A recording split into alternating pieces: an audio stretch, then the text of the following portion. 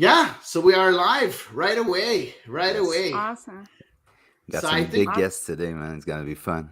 it's gonna Yeah, be I'm fun. I'm ready. pretty sure it's gonna be fun. So let's start this. We're not gonna make our guests wait. So let's start No. this in a few seconds. Let's go.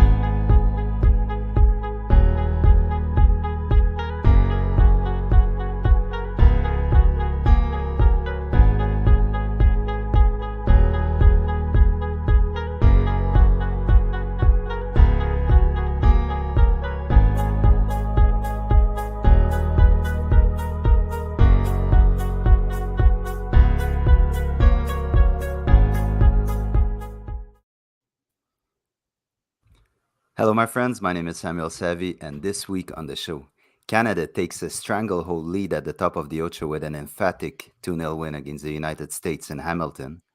We review CF Montreal's week, including their first preseason game in Florida, and big changes rumored for Canadian teams concerning MLS international roster spots. This and a lot more on episode 66 of The Ball is Round.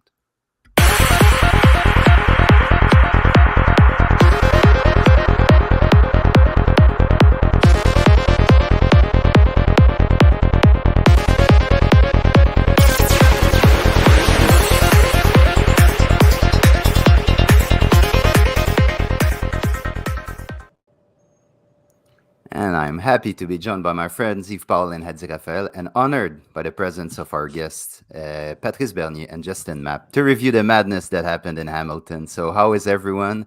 Patrice and Justin, thank you so much for being here. Thanks, a pleasure. I'm quite happy. I can guess. happy to be Just here. for the occasion. Tough spot, but happy to be here. Yeah, but I'm pretty sure, Justin, that maybe there's a part of your household that's happy, right? Or not That's really? right. That's right. It's a little bit of a win-win, but yeah. So, guys, it was a long time since I've been hyped like this before a game. How were you feeling like maybe minutes before the game started? It was pretty crazy. Yeah, no, for me, look, this is moments that I got to live a little bit, but right now that group is making Canada, putting Canada soccer on notice worldwide, but especially in CONCACAF. So yeah, anybody I know who's Canadian, former teammate, we all text each other and saying, "Hey, you're watching the game," and I think everybody's excited when a game like this. Canada US is always hype, but especially now both teams are playing for top of the CONCACAF, and this was a great game to watch. And to, of course, in the Canadian side, we're happy because usually we're on the other side most of the time. So I'm quite happy on my end. yeah, same thing. Obviously, just given where the two teams are at in the standings, and a lot to play for. World Cup berths on the line. A lot of players knowing each other. Just two quality sides with a lot of quality players, and kind of a lot of hype building up to it. So yeah, I thought it would be a great game, and obviously chippy and everything. We'll get into that, but yeah, obviously two rivals, northern neighbors. So was definitely excited for it. Yeah, I'm pretty sure that the U.S. fans were expecting maybe an easier game than the game that they got after the injury of Alfonso Davis and the fact that Eustachio had COVID and everything. Justin, do you think that it's it's a bit of a surprise for Canada to win 2-0 and the U.S. yes creating a couple of chances but not too much? Yeah, I don't know if you've really paid attention to the Canadian team over the last 6 months, year, World Cup qualifying, you know what they're capable of. I've watched them play Mexico and Edmonton, and I watched them on several occasions. You know the quality players they have playing at clubs all over domestically. So I think if you really pay attention, you know that, hey, they're nothing to be taken lightly. So especially coming into their backyard. Cold weather, turf, you never expect it to be an easy game. Obviously we hoped we'd come out a little better than 2-0, but I think if you're, really know the game, you knew it was going to be a battle for sure. Nice. And Yves just reappeared. Yves, we didn't hear much of you. How did you feel before that game? Canadian internet problems. Yeah. It was really epic. I don't even know where to start. We're still on the Canada-US game, correct? Of course, yeah. Yeah. Obviously, the occasion was really big. Canada and the US, they've gotten closer in the past couple of years when it's come to qualifying because, of course, usually the US did have Canada's number. And obviously, there was a lot of adversity going into this window with Davies being out and Eustachio being out. But yet again, I feel like today's match was the fact that the collective mind frame of Canada really showed and really helped them bring it to another level that I don't think the US, it really didn't feel like they were quite as united on that front in the same way that the Canadian national team was. I felt like the US, it was a lot more individual reliance. Justin, you played 8 times for the senior U.S. men's national team. Patrice, 56 times for the senior Canadian men's national team. Everyone knows the connection both of you have with Montreal football. So we thought that you two would be perfect to join us and analyze the game. And we're really happy that you are here. So let's get right into it. When you guys saw the starting lineups, was there any worries, any surprises on both sides? How did you feel seeing the 11 that both coaches, Berhalter and the Canadian coach, decided to go with Herdman? No, not so surprised. If you followed John Herdman quite well during the World Cup qualifications, because it's a 3-game cycle and not just 2, I think most coaches have to rely on rotation. And you've said it, Yves. Davies was out. Eustachio was unclear if he was going to be available or not for this game. But you can see it from the game before. The players who usually come in and sub in are usually players that are already perceived to play in the next game. Richie Laria was right back. He came into the last game. Jonathan Osorio, same thing. So I expected maybe a Thibaut Chitson to appear in the game, bring some of his savviness in the midfield, because you could see the U.S. dominated in possession. Mm-hmm. In terms of the U.S., I guess Tim Weah wasn't really allowed to cross the country due to vaccination issues. But the thing is, the U.S., no, wasn't surprised. They have a lot of talent, and people may talk about the U.S. not as strong. They're strong. They're very talented. Probably have even more talent in certain areas than Canada, maybe in the midfield, but less experience, less players that have been through CONCACAF quite often than in the past. I think a Michael Bradley would have helped in the midfield to have that patience with them, and Josie Altidore probably up front, because they definitely need somebody who can score regularly. But for Canada, no, not surprised. I called it to my friends. It was going to be a 5-4-1, 4-4-2 defensively, and 3-4-3 going forward. So not much surprises in terms of where Canada, you could see Kamal Miller was prepared so that both teams wanted to have freshness for this game, because they knew these are the games that, every detail counts, and they can play with where you're going to finish ahead or not of the opposition. Yeah. Justin? Yeah, same thing. No real change, no real surprises, I guess, from the U.S. side of things. Obviously, with the Weah situation, I think Zimmerman picked up maybe a little something with the hamstring. So we had some pretty good depth there with Richards and whatnot in the back. Obviously, a little change at the 9. Ferreira coming out from their last game. Zarda's in. Obviously, I think with his energy and wanting him to press was kind of maybe the thinking there. High energy.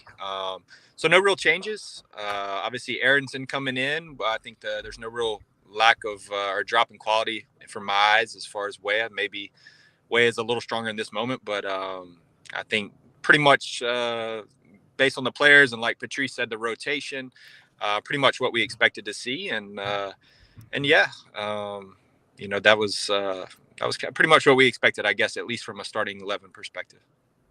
There's a lot of pressure right now on Greg Berhalter. A lot of people saying that he plays too many MLS players in his squads. Do you feel the same, Justin? I know you're an ex-MLS player. Do you think that those critics are right, or they should at least watch a few MLS games before criticizing that much? Yeah, I think that narrative is kind of lame, in my opinion, to be honest. If you're good enough, if you can help your team in the certain game, MLS, I don't care where you play. If he feels you're right, or you can get the job done. European MLS, play in the Caribbean, I don't care. Doesn't matter to me. But obviously, the team doesn't do well. They say, "Oh, there's MLS guys. They're going to get the brunt of it." Oh, why aren't the European guys playing? And how do we know the European guys aren't going to come in and not do the job? So I feel it's an unfair criticism. But anytime, especially with U.S. soccer Twitter, I mean, if you go through it, as soon as there's a bad result, man, the Wolves are out. It turns. Fire Berhalter, we're the worst team ever. MLS guys are trash. I mean, Patrice is laughing over there, but I mean, and then we have a good half, and you know how it is. The complete mindset changes. We're going to win the World Cup again, and so it is what it is. But yeah, I think there is a bit of unfair criticism toward the MLS guys when things don't go well. If I can add to that, it's also because U.S. and Mexico, the standard is so high, they're expected to qualify. And people tend to forget that Kyle Beckerman played in the 2014 World Cup. Landon Donovan played most of his career in MLS. So people tend to knock the MLS now because, Greg Berhalter probably gives a little bit more chances to players that he has seen and think that they have the talent. And there's a lot of young, prominent talent right now in the U.S. soccer, which is rising. Just see Pepe left to Augsburg. Paredes, Wolfsburg. Matt Turner is going to Arsenal. So it's showing that the talent there in the U.S. is now recognized in Europe. And it's just that I think Berhalter has a very young team with a lot of talent. And if he was at club level, I'm pretty sure he would have consistent results in terms of winning, because we've seen him, me and Justin, what he did in Columbus. But now, being in the hot seat of the U.S., if you don't have the style, they complain. If you just have the results, they complain you don't have the style. So that's the reality of, I guess, of being in U.S. soccer, where Canada, we're now in that mix where we're talking about being good in CONCACAF, where they have to be good in CONCACAF and they have to win with style, substance, and results. Yeah, absolutely. And for CF Montreal's, we had Kamal Miller and Alistair Johnson, who were on the starting lineup, while Sam Pietro had played 39 minutes in San Pedro Sula before exiting the game with a knock. He was listed as a substitute. What I saw from the start is that Canada came out much hungrier than they did in San Pedro Sula. Obviously, there's the USA factor. We all know that John Erdman has kind of an obsession with the US, and that game was so important for him.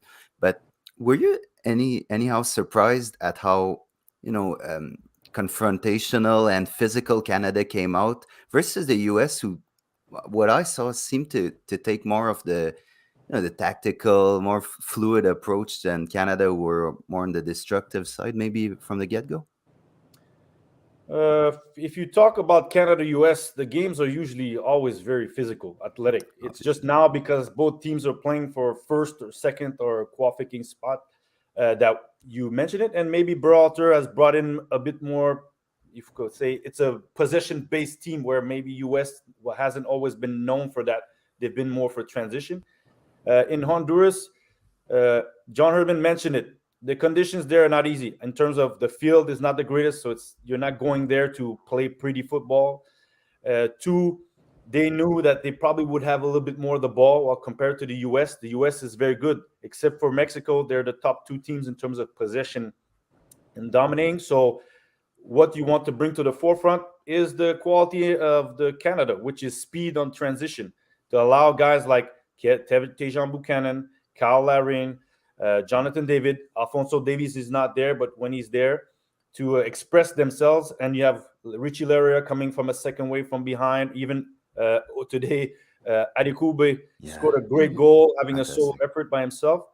So it's the reality of football now. You cannot just be one thing. You have football is about being transition most and everything. And John Herdman has the luxury of having a team that allows him to be able to have possession against, I could say, teams that are not dominant in that aspect, and to be good physically and athletically against teams like U.S. and Mexico, because that's the upper hand Canada has in a certain aspect against these two big nations that are U.S. and Mexico. Justin, Yeah, anything to add? not a lot to add there, but I think obviously from a physical aspect, chippy aspect, you always expect that from U.S. Canada. A lot on the line, so you always expect that, especially a fast field, kind of narrow, tackles flying in left and right. You know, a lot of high emotion, high intensity. So that was always to be expected. And I think just touching on what Patrice said, obviously, I think Canada, obviously, just very well coached, tough to break down.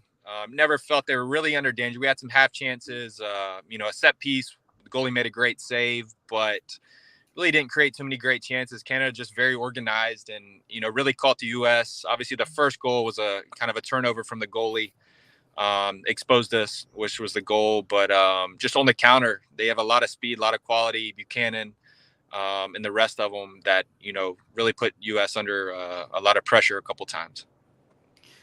Yeah, to be honest, I was a bit afraid at one point about the physicality because Steven Vittoria got a yellow card pretty early at the 31st minute. And he was like, he's in the middle of this back three. You have some quick players with the US, a lot of dribblers also.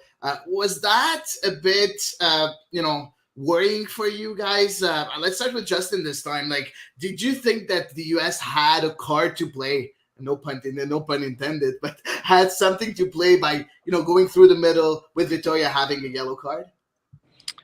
Yeah, well, obviously, anytime a player picks up a yellow card in the first half, things get a little bit, that player has to be careful, obviously. You don't want to go down a man.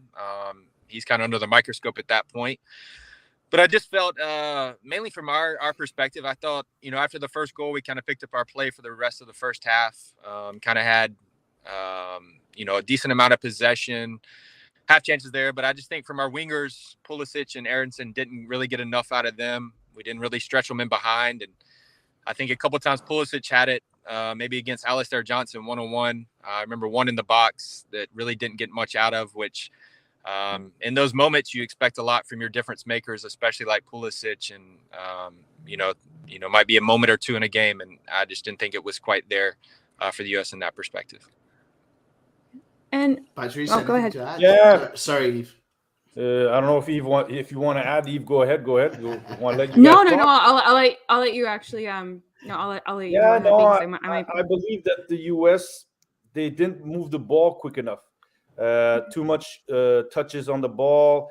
Tried to be difference makers through each player. Musa, McKennie. Yeah. I didn't think they overloaded the midfield to actually outplay the Canada inside the middle, because you only had Kay and Osorio, while Buchanan on one side is more of a offensive player where you could have maybe exposed his defensive frailties, if you could say, weaknesses. And like Justin mentioned, they never really threatened them in terms of in-depth or even going out on the width. So a lot of times you want to attract to switch the ball play to get Robinson on the left or get Des on the ball, but being free and going at goal and be able to whip a ball and put it into danger. So Canada did a very good job to keep it in front of them. Exactly. Like I repeat, US seemed to not have that guy who's able, Michael Bradley, to be able to dictate play. Busquets, Conte, Makelele, these types of players, they're respected. Why? Because they play very simple and they allow the others to express themselves. While it seems like there's so much talent on the US team, especially in the midfield, everybody wants to be the playmaker instead of just letting the ball do the job and then allowing Pulisic, the players that can make the difference, have more opportunities. Because even if Pulisic had one against Alistair Johnson, how often did he get some during the game? Very few, meaning that they weren't able to break the lines and threaten Canada as often as they would like, and they have the players to do it. They need a Eustachio. They don't have one. Oh, that's true. But, fortunately, he's on Canadian side right now. Exactly. Yeah. When it comes to, there's a lot that goes on about the Hamilton field, in particular Tim Hortons field. The wind kind of moves very differently on the pitch. It kind of blows horizontally across the pitch. And I think maybe we noticed that. Did you guys notice, particularly when it came to the goalkeeper distribution, that seemed to have an impact on it, especially on the first goal? and we can start with whomever. I think go ahead. mainly just the reason we didn't get a result is just we just weren't ready for that sideways wind. You know, we just weren't prepared for it. No, I'm just kidding. That's the excuse. There's a win in Columbus. There's a win in We just weren't Columbus. prepared for that northern wind. I don't know how much. I don't know how much it played. But yeah, obviously difficult conditions for both teams. It's cold. You know, turf field. It's probably very hard. Yeah. So you know they're all playing in the same conditions. No real advantage there. You know the game's going to be fast. Narrow field. So wind, I'm not sure. Patrice, you know more about wind than me. So No, I think maybe can't say it played a factor in the game. Maybe in certain moments where the first goal, the ball probably could have gone further because we know Matt Turner or Milan Borjan are able to kick the ball very far. But Yeah. I think mostly the setup of how US wants to play is on the ground, and the factor was Canada was almost at certain points man to man, and Kamal Miller won his duel. The ball went straight to Ozor, and they played quick through the middle. Yeah. So was it a factor? No, because the US didn't play that many long balls or diagonals. No. So it could have been a factor where you go, the ball keeps slowing down, or you can't play in depth. It seems to pop back up. I don't think it was that much of a factor. I think mostly it's just the US didn't play quick enough in the moments they had. They did it once or twice, but they didn't repeat it. It didn't seem to see where they could exploit or expose Canada. And Canada did very well. They wanted to defend, be organized, and hit them on transition, which was their game plan, and they ended up doing very well. So win maybe, but yeah, we'll take it for us. If it did play for the goal, great, and that's why you play in Canada in these types of conditions to give us this little edge. I love that comment from Chan, Justin. USA wanted to play tiki taka. Do you agree with Chan? yeah, they try, but like Patrice said, they didn't move it fast enough. You know, they have technical players, but they didn't move it fast enough and switching point of attack and stuff to get their wingers isolated enough. You know, like Patrice said, I think I can remember maybe one or two times Pulisic really had it one-on-one dangerous situation. And you know, that's not a lot. You know, you would expect him to hopefully be in those positions 5, 6, 7 times. So Canada did well in that regard to limit him. There was obviously a game plan for Pulisic. You know, that every time, let's say in the first 20 minutes he touched the ball, he got kicked. They were really physical on him. But what I might have seen too is that there was a kind of a fluid tactical move by Canada to drop Larea very deep on the right side when they were defending, and I had the feeling that was to double team Pulisic at times. And I wonder if Greg Berhalter could have moved Pulisic a bit on the right for him to play against Adekugbe and Miller a bit more to see what looks Canada would give defensively in that moment. But it didn't quite happen, didn't it? Yeah, Tom Herdman tried it with Alphonso Davies at one point. Yeah, I think the factor is, if I have to say something about Greg Berhalter, is in the first game, Canada played 5-4-1. Okay, and it was 4-4-2, and it depends how the block moves. So had they watched the first game, they did pretty much the same thing against Pulisic. So when he's in the pockets, not to let him be able to turn and pick up speed, because he's a player, when he has the ball at his feet, he's able to change gears and create stuff. And same thing happened is Larea was, you could say, can't cheat, but what probably had a task to be able to be in the pockets and touch on Pulisic. Where I believe US didn't manage is Anthony Robinson was often very free, and they never able to use Pulisic as a dummy, if you could say, and play it over the top to Robinson, and then get those crosses and get those possibilities where you have a player who has a good left foot. So that's my point where Berhalter, I felt, could have maybe changed things up, or at least tell his team to over exaggerate playing in the middle to expose the guys on the side, because Sergino Dest has tremendous amount of speed, and Anton Robinson has good timing of getting to runs, which he did against El Salvador to score his goal. So those are the places where I felt, they didn't shake up the tactical shift to create problems to Canada and put Richie Larea in a dangerous position. Justin. Patrice said it, man. Patrice said it. Yeah, I just think, I'm gonna let you about talk. that. Patrice is the coach. Yeah, I'm not going against his word. No, I think, if you see a lot of success, obviously Pulisic on the turn in the pockets is very dangerous. But I think if you see a lot of U.S. games, they get a lot of joy from Anthony Robinson down the left, picking up steam, whipping balls in the box. And you rarely saw that tonight. So, like he said, the shifting of Canada and whatnot, limiting that. You didn't see Anthony Robinson being much of a factor down the left, as I guess you're used to seeing in some of the other games I've watched in qualifying of Robinson. So they did well limiting that. Yeah, we didn't see much of Christian Pulisic. He should have watched a few tapes from Justin Mapp. I'm sure he can learn a trick or two.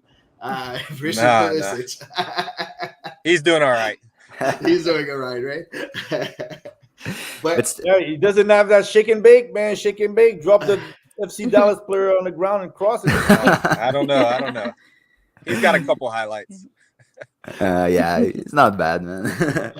At halftime, so Canada came into halftime leading 1-0. There was that fantastic save by Milan Borjan just before halftime. I don't know if you guys want to go in that, but we all know what Borjan is about. My worrisome part for me is that the center midfield of Osorio, and I was wondering if the center mid Osorio and Kay could hold on, because obviously two players that are out of season right now, so wondering about their fitness levels, but also Osorio had moved so much in the first half, covering left and right, while Kay looked a little bit out of his depth in that first half. So was that one place that Canada maybe had to move? They obviously did at the start of the second, but was that maybe that part where Herdman came into halftime maybe with a little bit of a headache, saying, I have to watch this part of the field for my team?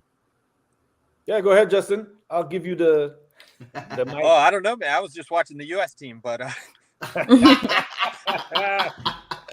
but no, I mean, anytime you're dealing with players that are out of season, and obviously the U.S. Midfield three are obviously in season in Europe, so should be match fit for the most part. So yeah, I think obviously something I'm sure he was focusing on from the beginning and keeping an eye on, but I don't think it was anything of major concern, obviously for Canada. But yeah, obviously when players are out of season and not match fit, that's obviously something you want to keep an eye on for sure.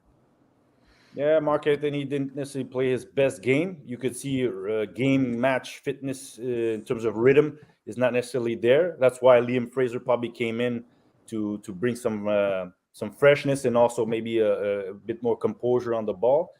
But yeah, it's an area where maybe the U.S. could have mentioned to really outnumber, as they say, overload the midfield. They did it in the second half where Aronson got the ball inside those pockets and I think pulled off a shot, but it didn't seem like the U.S. was repeating it to a point where you felt it was really a question of time before they were going to maybe get a chance to score or exposing a problem. And then after that, once they made the subs, Ouellet came in, who holds the ball a bit more, and so it freed up and the game just opened up, which was probably even better for Canada, because knowing they have that speed to go on transition, where it felt maybe if Jordan Morris could have came in earlier because he has a lot of speed, maybe he would have been able to find that rhythm. But I feel that, it could have been exposed, but it wasn't. So now it's probably on the U.S. side to be able to notice these things. That's why I say Michael Bradley would have paid attention and would have said, we need to attack this guy because or this area where you need those players that have that experience, that savviness, that football IQ that helps the others, those young talents, express themselves even more, knowing they have a big brother who guides them to where to be and is also a soothing factor on the field. Patrice, Justin, I just want to tell you, in case I'm not sure if you watched the show, but Eve has a nickname here on the show. She's called the Pessimistic Eve. So I just wanted to ask her something. We scored the first goal, and then we started to defend. How worried were you during the whole game, and how many times did you think that it was going to turn on us? You'll be very surprised because I was actually not that worried. Really? Wow. That's Yes. a good one. Some Canadian confidence. I'm Canadian very confidence sorry, coming out. Justin. I'm so sorry.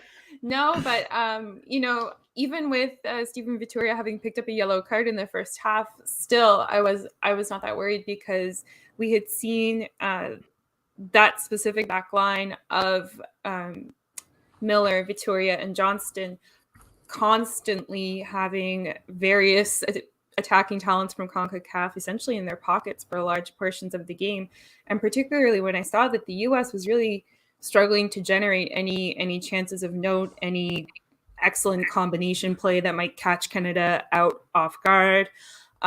It just seemed as though Canada was set and ready, and what the US was bringing looked rather predictable to them.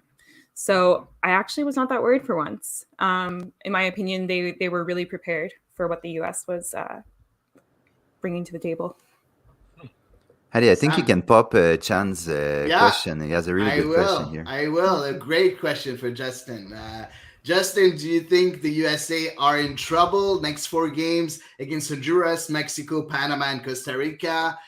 Are we going to see another heartbreaking, qualifying campaign for the US, or do you think that they're going to make it this time around?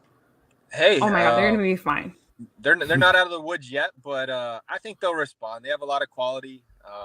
They've had a couple tough moments early in qualifying so far that they've responded. So I have full trust in them, but obviously given what happened, the last World Cup cycle is always in the back of your mind. I know that's, a lot of a different team to what they have now, but I think they'll respond still, maybe in third spot, top 3. So the quality's there. Now it's up to them to go do it, but hey, it's not easy. Everyone's fighting for the same thing. So no easy games in CONCACAF for sure. They're all a battle, home or away. So I think they'll respond, but yeah, hey, they gotta step up for sure. I'll follow up if you don't mind, Sam, with a question, Sure, and sure. it's a question for you, and of course for anyone who wants to answer. Also, there's a lot of people, and we talked last week when we had Alexander Ruzik that was here. We talked about the fact that the U.S. doesn't travel much, doesn't play as much away games as any other teams in the CONCACAF because they most of the time host most of the tournaments. Do you think that now the qualifying campaign right now is a bit harder because they don't have that experience playing away? Yeah, I mean, obviously you see the Gold Cup, all these things, they're hosted in the U.S., so usually they have a good crowd and don't have to travel much, familiar cities, backgrounds, whatever. So I think there is a little something to that, but they've gotten a result in Honduras, different places. So I think the quality's there. There's a little bit to that, but again, if you have the quality and perform, you can get a result anywhere. So, but I have heard that in the past and have thought about that. They do play a lot of games at home for whatever reason, good venues, Gold Cup, things like that. But there is a little something to that for sure. Mm-hmm. No, guys, I wanted to hear you just on each of you. Who was your man of the match? I think that's important. There was a lot of very, very good performances, but someone who stood out to you guys during the game. Hady. Listen, I wanted to put Sam Adegugbe, and yes, he had an amazing game. But for me, I'm the kind of guy who likes, the performances that really are a bit more quiet. Stephen Vittoria for me was extraordinary. He did everything right. When he got this yellow card, it was a good foul. He had to foul the player, and he did it. The rest of the time, he's the general at the back. Back then, we used to say that Laurent Simon here in Montreal was the general, and now for this Canadian national team, Stephen Vittoria is a bit of the general. He's the one that really is the rock of that defense and guiding Alistair Johnston and guiding Kamal Miller. So I want to give it to Stephen Vittoria, but for me, the obvious player of the game should be Sam Adegugbe. He was everywhere. He was everywhere on the pitch. Eve? I would say Milan Borjan, because of the sweatpants, which I still cannot get over. Canada Soccer refuses to sell them. I mean, I would have a pair for every day of the week. So I'm still lobbying really hard for Canada Soccer to start marketing those. However, I mean, his save, obviously in the first half, if he didn't make that save, it's a completely different match. Yeah, definitely. And as well, he had really good leadership, I think, along that back line. He showed some of that veteran quality, you know, lying down on the ball at the opportune moments as well. Richie Ray was getting a bit heated, and, you know, in these cycles, you can't necessarily afford to get really heated because CONCACAF refereeing, you never know when that card's going to come out. So, you know, he was keeping an eye, I think, on all of the players. He was, you know, involved in the goal celebrations. And I think especially given that he was playing in his hometown for the first time in so long, you could see that the evening meant a lot to him. Patrice. My man of the match, or men of the match, is it's a defensive performance. So Yeah. you always give credit to the guys who score because they're the scorers, and that's the difference maker. But I would have given it to Sam Adekugbe, but I think Alistair Johnson, the job he does goes unnoticed because it's expected. But And he does it in short sleeves. Yeah, and I haven't seen a defender. Justin mentioned it. One-on-one versus Pulisic, didn't get beat. A lot of times he's blocking shots. Stats, every duel that he's had on the ground or in the air, he relatively is over 50% of winning them.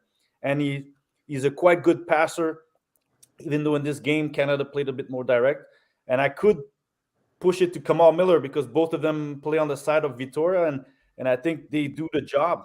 They're gritty, they're tough to beat. Oh yeah, they're real, for me, real Canadian defenders. It's always been known that Canada had good goalies and good defenders in the past, and somewhat good midfielders. The attack has always been a bit the part that was missing, which is different now. So yeah, Alistair Johnson, I've watched him now 2 games, and he does the little details, the little moments, just like in Honduras. He tackles, makes a save that could have been a goal. Yeah, and really those are early. the ones we want to notice because we expect that from a defender, but he does it consistently. Justin. Man of the match, huh? Guess I'm gonna go. You have to choose a Canadian player. Sorry for that, man. No. I'll follow Yves Borjan based on, you know, just the heartbeat of the team. World-class save on the set piece, which could have been, you know, changed the dynamic of the game, obviously, 1-1. And I'll give it go off script. Herdman, the coach. I think just overall, I know he didn't play, obviously, but Canada they just seem on the same page and so well versed what to do in the specific matchups, how, you know, defensively their shape, how to rotate, how to limit the U.S. players. Just a belief. I feel like he's just got it going for them. If I had to pick a U.S. player, I know I'm getting off script now, but I thought McKinney was pretty good. Yeah, probably one of our better players. He was everywhere. Everywhere. You know, kind of the heartbeat of our team. I know it's tough to say. We didn't have a lot going, you know, when you lose 2-0, but I thought McKinney was quite good. Backline struggled. I thought Robinson struggled, Miles Robinson. But yeah, U.S. side, I'd probably give it to McKinney if I had to pick someone. So, right. Yeah. Interesting. And I guess, yeah. Oh, Sam, who do you think? I often say defenders, but but not today. Nothing to do with his goal, but I really like Kyle Laren's game. I think he did a lot of things that went maybe a bit unnoticed, but he did a very good job to stretch the U.S. backline. When the ball did come, he did well to play his back towards goal. His hold-up play was good. He played a very, very straightforward game, and I think we needed that sometimes because after we scored that first goal, after 7 minutes, the U.S. really piled up the pressure. And yes, we were very good to keep the ball in front of us. But what helped was that when the ball did come out, we were able to get it out. And Laren was one of the reasons why we were able to, as was Jonathan David. But and Laren, it's a special day too. Became the best goal scorer in Canadian history. So, just wanted to give some love to Kyle Larin. I think he was excellent. He's been good for a long time, but he was very good tonight too. But might have went a bit unnoticed, except for his goal. Capi, Patrice Bernier, I had a question for you. You've been a colleague, a partner with Milan Borjan. Can you just maybe call him one day and ask him for his sweatpants for Eve because she really needs a pair? I could see who I still have connections to the national team. So who knows? I could pull off because one thing people don't know: the equipment guy, he's from Montreal. So Oh, really? Okay, nice. Nice, Good nice. to know. So, guys, my question is now where does both team go from here? We know Canada is going to Salvador, and the US are going to play in Minnesota against Honduras. I'll start with you, Justin. How does the United States, go from here? How do they rebound from that disappointing performance? Was it more in the approach? Was it tactical? What needs to be changed to get the good result against Honduras? Well, I think obviously, very sour result from us. But obviously it's a quick turnaround, and this becomes a very important game for us, a home game. We dropped points tonight, obviously picked up 0, and things can change quick. So got to put this one behind us. Obviously we're going to Minnesota. I think it's supposed to be, even way colder than it was in Hamilton. So I don't know if that's going to help us or hurt us, but Honduras obviously coming off a disappointing campaign. What's their motivation? But it's going to be cold. So they got to put it behind them and find a way in extremely tough conditions to go get a result now. So, the pressure mounts quick. I think they'll do it, and might not be ugly or might not be pretty. It might be ugly, but I think they'll get it done one way or another. And like I said, it becomes a very important game coming up on Wednesday. So. And just before I transition to Patrick's guest, I want to ask you, Justin, is there any danger for Berhalter for his job in this qualification segment at all, or he's going to make it to the World Cup? Patrice might, been in the coaching ranks more than me, so he might have more of a insight. I think he's safe. Okay. People, like I said, very overreactionary, but we're sitting in second place. We win this game, we're on top of the table, and how are you going to fire a guy top of qualifying? Tata Martino's lost multiple games, just snuck out of, Jamaica with the result, and he's fine in the Mexican Federation. So, I don't know. Definitely questions to be asked. Definitely don't want to overlook it, but I think he's safe. And barring a monumental collapse here, over the next 2 or 3 games, I think he's fine. Cool. Patches. Yeah, I agree. Yeah. Okay. I think right now, no, because the thing is, the difference is USA and Mexico. The pressure on the coaches is astonishing. Tata Martino, it was the first time they lost 3 games. They hadn't won 3 games in a row for the first time, I think, in qualifiers, and they just beat Jamaica. So definitely, I know Sven-Goran Eriksson was fired in the qualifiers, but it wasn't the hex yet. But I see Berhalter still staying there. You could see what he's established is working. Their performance wasn't bad. No. Well, they just can't finish. They lack that final pass, and you could see. Look, if you look at the age group, I don't know if you saw SofaScore. The age group of the U.S. team was 23.7 years old. Yeah. Canada was 27 years old. What does it say? More experience on one side, more caps, more CONCACAF experience, and U.S.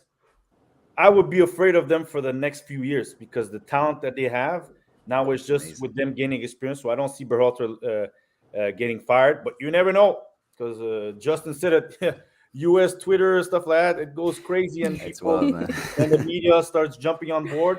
But a lot of people have been backing Berhalter because they see what he's implementing and how the team is performing. Now they have 2 home games, 2 away games, and normally they should be able to do the job at home. But they do play Mexico, which is going to be a very interesting game after Honduras, if I'm correct, at home. So that's always it can navigate this stuff differently for both coaches, Mexico and U.S. And for Canada, how do you keep your feet on the ground? You're basically in, but not mathematically yet. So for sure, and John Herdman kind of he talked about the World Cup, I think for the first time ever in his post-game presser. But on Wednesday you're playing in Salvador. How do you keep your team focused, like 100% motivated, like they were today, knowing that you almost achieved your goal? The strength of John Herdman, because I've seen him. He came over to Montreal, so I got to see what the plan or the way he structures things. Okay, and the major thing that he's brought to this team or the national team is mindset. Hmm. Canada has always had talent, but never be able to optimize it. Always said, I know I play with the Guzman, De Rosario, great talents, probably some of the best Canada's had. Tiba Hutchinson is now in the final stages. Is considered probably the best player ever in Canada. Fantastic. Alfonso probably on that way or Donovan to knock him off, but right now. But I think mindset, and he's very good at driving this team to have objectives and a mission. And I'm pretty sure the mission is to be number one in CONCACAF. People might say that's crazy, but if you don't set high standards, you never attain new objectives. As you've seen, right now they're undefeated, and there's a reason for that because every man has stepped up. Alfonso Davies is not there. Mustachio's not there. That group shows it. And what I like, and probably Justin notices these things too, is you see it when a player comes to knock a Canadian. You see 2, 3 guys around the team. You see that brotherhood they like to say, that mindset to say, nobody's coming to our house. Nobody's going to knock one of our guys. If you touch one of us, it's all of us. And that is very hard to beat because mentality at the highest level is what makes the difference. Because talent, there's tons of people with talent, but the people who have the right mindset usually attain new objectives and new goals. And right now, Canada is heading to, for me, I can see it now, they're heading to the World Cup. And now El Salvador, of course, there's always trickiness, but they will go to El Salvador. And they know that if they beat El Salvador, teams will lose points. You never know. And that just maybe not mathematically, but officially puts you in a position where you could say, at worst, we'll finish fourth or even maybe third. Yeah. And then they'll have to play Panama. So if they beat El Salvador, that Panama game will almost surely put them in a position to go to the World Cup because they have a 5-point gap. Panama just won today, so that point gap is game. If they beat El Salvador and Panama wins, they go to play Panama. They beat Panama. It's 8-point gap with 3 games to go. So now you know you're finishing top 3. Mathematically, they'll probably almost be able to say, according to what happens in the other games for sure, because you don't know Costa Rica win a bunch of games and all. But normally, the mindset right now for Canada is to finish first and to win every game. If we're not, you can see him not concede goals. Think of the points. Think of goal difference. She's putting all these things in the mindset of the players. Maybe those things in the past we didn't pay attention to because we're like, okay, let's win the game. But he's paying attention to everything. He's very methodical, and you could see it. It's instilled into the mindset of the players and the staff and the whole national program from now on. I know you guys don't have much time today to give us. It's really nice for you to be here with us. I love chatting, and you're welcome to stay for the whole show. We're here for at least another hour. But I know you have your commitments and everything. I just want to ask you one question, and feel free to go whenever you want. Just let us know a bit before you go. If you want to put it, Patrice just answered a bit. If you want to put the top 3 of the CONCACAF, who would be your first place, who would be the second now, and who would be the third if you have to give a top 3 right now on January 30th 2022? Let's start with you, Justin. Who's your number 1, who's your number 2, who's your number 3? I mean, at this point, given the amount of games left, where they're at in the table, what I saw today, I'm going to say Canada number 1. I mean, they just went and got a result in Honduras. Your son just gave you a high five there. But no, being non-biased, I'm going to put Canada number 1. I see no reason why they won't finish first based on what I've seen. And I don't care what the past has been, how long it's been since they've been in the World Cup. From what I see today, just watching and obviously keeping track of recent results and performances, Canada 1. Mexico obviously will have a say. I'd say 2 and 3, U.S.-Mexico could be interchangeable at this point. The game in Mexico, U.S. away, will be massive. I'm American, so I'll say U.S. 2, Mexico 3, Panama 4. So Wow. Okay, Patrice. I wouldn't change it. I think Canada will finish number one. USA, they have 2 home games, even though the Mexico game. I think Mexico is under the gun right now, depending on the result against Costa Rica today, because it's right now 0-0, if I'm correct. Yeah.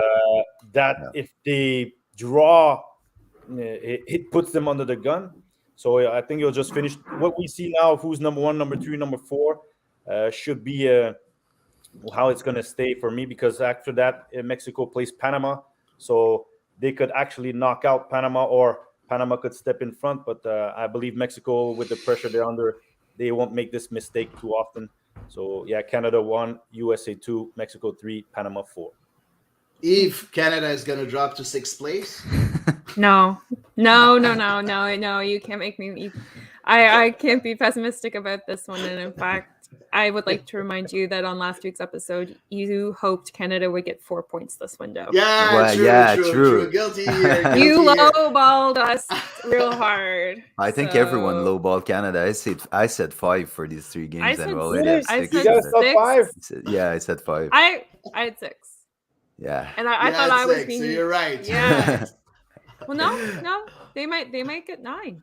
Yeah, I fully believe that Canada can go and get the job done. I mean, and maybe that's a question that I could pose to Justin and Patrice. Obviously, there's going to have to be some changes in personnel for each respective squad. We had Chris Richards, who had to leave the match with injury, probably won't be able to play for the next game, based on what I heard in the post game.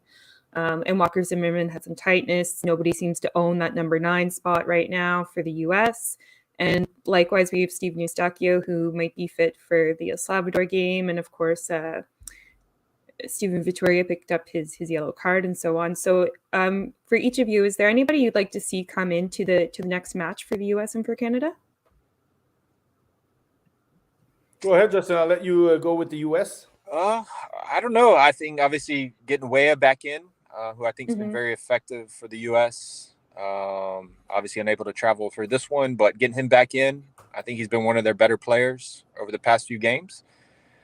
But yeah, I don't think there's any secrets or anybody really I'd like to see. The 9 is obviously a huge question for the U.S. I don't think anyone's really taken that one, by the scruff of the neck or stranglehold. So, but yeah, I think the guys, whoever's out there, Pulisic, some of these guys that are obviously capable and have produced in the past, just need to step up. So I don't think there's any real saviors at this point. Just, the guys that are out there, and, a lot of the same lineup we saw today in the previous match. Just need to step their game up, and, I think that they will, and obviously hope that they will. Fair enough. Patrice, for Canada versus El Salvador? For Canada, I think you will probably be seeing a Atiba Hutchinson back. Because the thing is, they most likely will probably have a little bit more of the possession against El Salvador, or should have. So Atiba is calm, savvy on the ball, and you need his presence in the middle to be able to allow the others to cool. Scott Kennedy would be nice to go back. I think he played a good game against Honduras. Yeah. And if Victoria is out by suspension, which I'm not surprised, but a lot of times there's mentions always to go take that yellow card so that you're knocked out and then you're free for the following international window. I see those players coming back in. It's going to be interesting. Probably Hoylett coming in also for one of the 3 forwards. We'll see. It all depends on how you're feeling. And Sam Piet, from what I understand, it's a day-to-day thing. At this stage, you probably just tape it up and you play, but we'll have to see. Maybe him and Hutchinson will be back in the midfield. Could be interesting. But I definitely see Atiba. He didn't play today.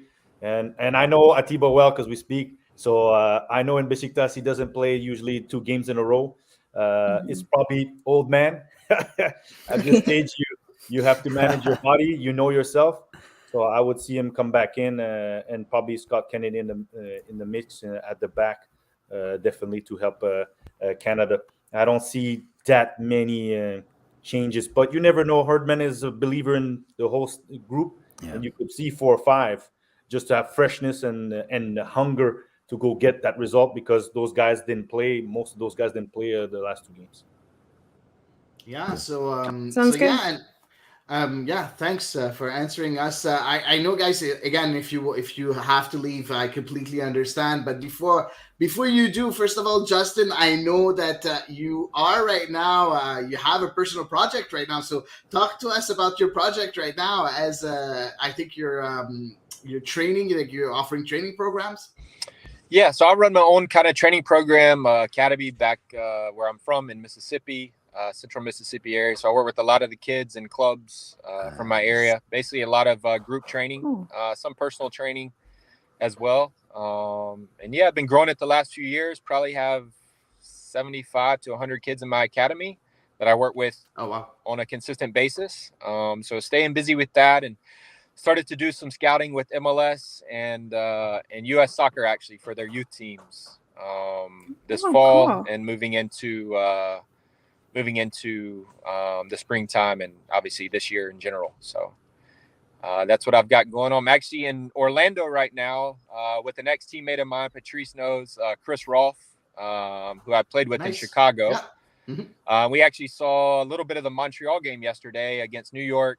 We watched a little bit of the Chicago-Minnesota game as well. So catching up with some old friends and, coaches. Frank Klopas was down here with Chicago. So seeing some old faces and, trying to enjoy a little warm weather, although they had their coldest day in like 10 years down here. So we came down here for warm weather and it's actually freezing. So yeah. So I actually watched the game with Chris Patrice. He says hello. I told him I'm hopping on a call with you. So Chris Wolf. Hey, telling me he doesn't remember, but he fell on my leg, and that's how I broke it in Denmark because we played each other. Denmark, I know y'all, the Denmark connection, Nordsjælland. Members of playing against Chris Wolf because people maybe not know him, but he is a very talented player that I think injuries didn't help him, but it's great to say hi for him on my part. That's for sure. Yeah, for sure. Yeah, it's not me asking. It's Sean asking. Patrice, do you have any message for Frank Lopez? Or... I saw Frank already. I've already seen Frank in 2020 at MLS's back, so we saw each other. Like I said, the man himself he's a awesome. Good guy, but definitely not a guy who wants to be a head coach. That's for sure. But in terms of the guy, no, it's a great guy, Frank. When you talk him where there's no stress of being the coach and making decisions, fantastic guy to be around, have a laugh. But not the greatest coach I've had in the past. That I know. Yeah. Cool. Hey guys, that kind of segues us to our CF Montreal segment. Justin, Patrice, are you staying or we say bye to you guys? Are you ready for CF Montreal stuff? Yeah, I don't know how Justin what's his happy. Yeah, I got a few more minutes in me. Good. Let's go. Let's jump in then. Yeah, so I got a few minutes and I'll probably let you all finish it off. But yeah, any couple questions or whatever you got, we can hop right into it for a few minutes. Of course. Cool. Patrice, you're staying with us a bit? Yeah, I can definitely stay a little bit. Okay. Justin's there, so why not? They don't have the chance to chat. Excellent. So there's a big week for CF Montreal. There was a lot of news, obviously. We got... Well, I wanted to start, guys, with Wilfried Nancy's presser just before the team left to Orlando. I'll start with that one. He kind of had a surprising answer when asked about Bjorn Johnsson. He stated, if he is still with us, he will have to work hard to get back on the starting 11. What's about that, guys? And I just want to hear you. Do you think like a Freudian slip? It's the second, right, that Nancy drops on the Johnsson situation, and I mean, you know him very well, Patrice. Obviously, it's not really his type, Nancy, to have some Freudian slips. I think he's a very thoughtful person, a very composed when he talks. So I think, what's about that? Wilfried Nancy says, I don't think he goes around the bush most of the time. I think you've seen from the press conference, he's quite open. Even probably more open than other coaches have been in the past in Montreal. When he mentions that, because if you look at last year, I've mentioned it when we did the skit with TVA, when a player doesn't come in as the number one target from the bench, because last year at one point Sunusi Ibrahim was the number one player offensively as a striker coming in. Yeah. It's an indicator that the other player, not necessarily he's not in the plans, but his confidence, his performance have not sold the coach to say, I trust you to go out there and to be to make the difference as the first player. So Wilfred Nancy saying that is Toy, Kyoto are probably number one, number two, or at least the two starting players. Ibrahim has shown promise, and Johnson ends up being fourth. Now, the reality is in conversations when the player has with the coach, he's quite honest. And now I don't know what Bjorn Johnson decide. He seems to say that he's willing to fight for his spot. He feels that Olivier Renard and the club has shown confidence. But the player could always say, you know what, if I have another opportunity, I'll take it. But does he have something that he can leave? Do we know? Do we know? Not. And he's not been there for 2 weeks and a half because of the COVID situation. So literally, you're not winning points. And everybody else is winning points at this stage. So I'm not surprised of the answer. And I think it's also to maybe you have to understand when a coach says these things, he's hoping the player hears it and says, you got to fight, my friend. Because I may have mentioned certain things, but you have to understand that in the pecking order, this is where you are, and you can always win your spot, but this is where you stand. And a lot of coaches in the past sometimes don't like to tell the players where you are because they don't want to be. And he probably has been very clear. Say, this is where you stand, but I've been true to my word, which people have second shots and have played. Now it's for you to take it.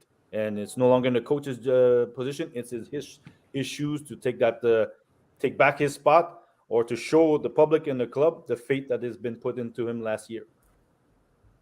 That's really interesting. Hady, was you? Oh yeah, what's really interesting, I want to hear you guys also talk about this.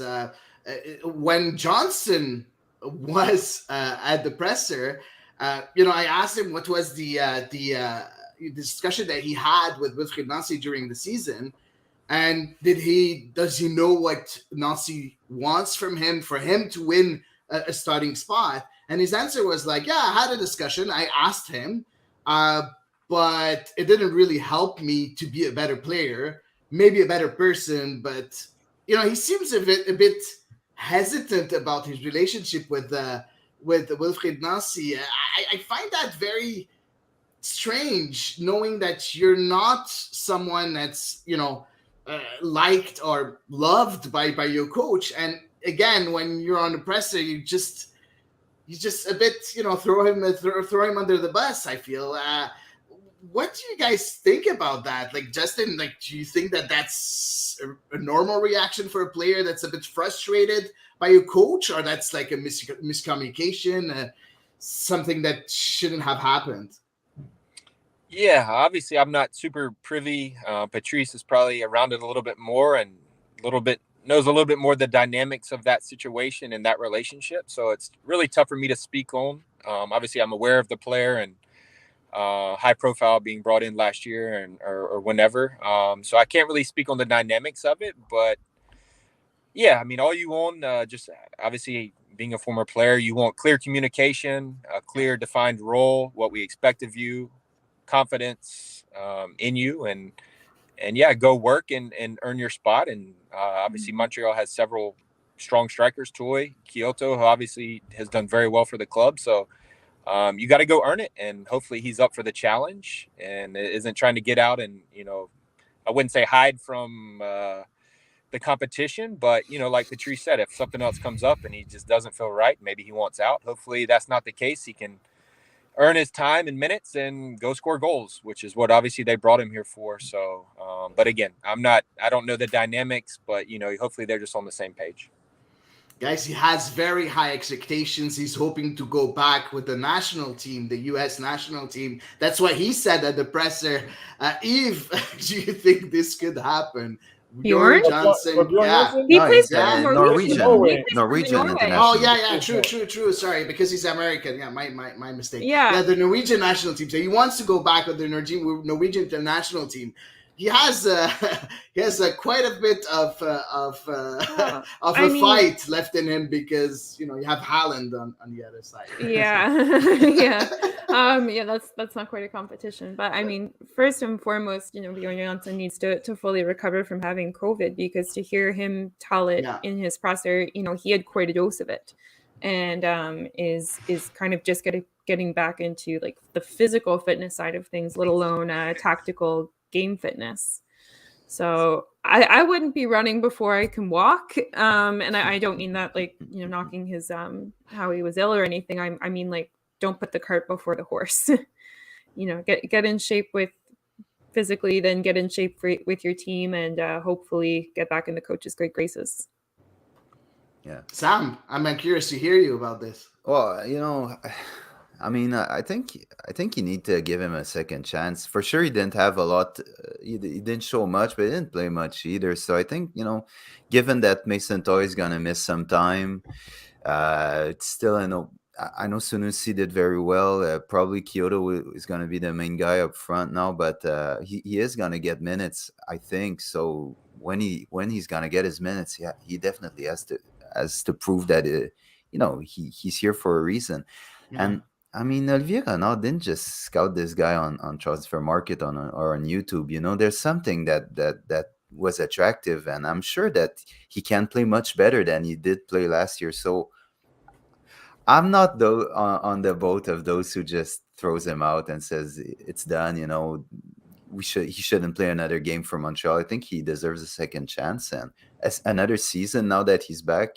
For sure, it's a setback getting COVID, and we struggle a lot with the virus. But I think he can have a better season. Now, to be a regular starter, maybe not. I didn't think the system fit him either last year. So if there is going to be a change of system, maybe he can find his way a bit more. But I definitely think he can be better than he was last year. Yeah, he can be better. Like, he has to be better. He doesn't have a choice, sure. right? So he has to be better. But how tough is it, guys? You were professional players, like, in the game. How tough is it to come back from a season where you weren't really at the top of your game, and come back and really fight for your place and just climb back that mountain that seems like really, really big and very tough to climb up?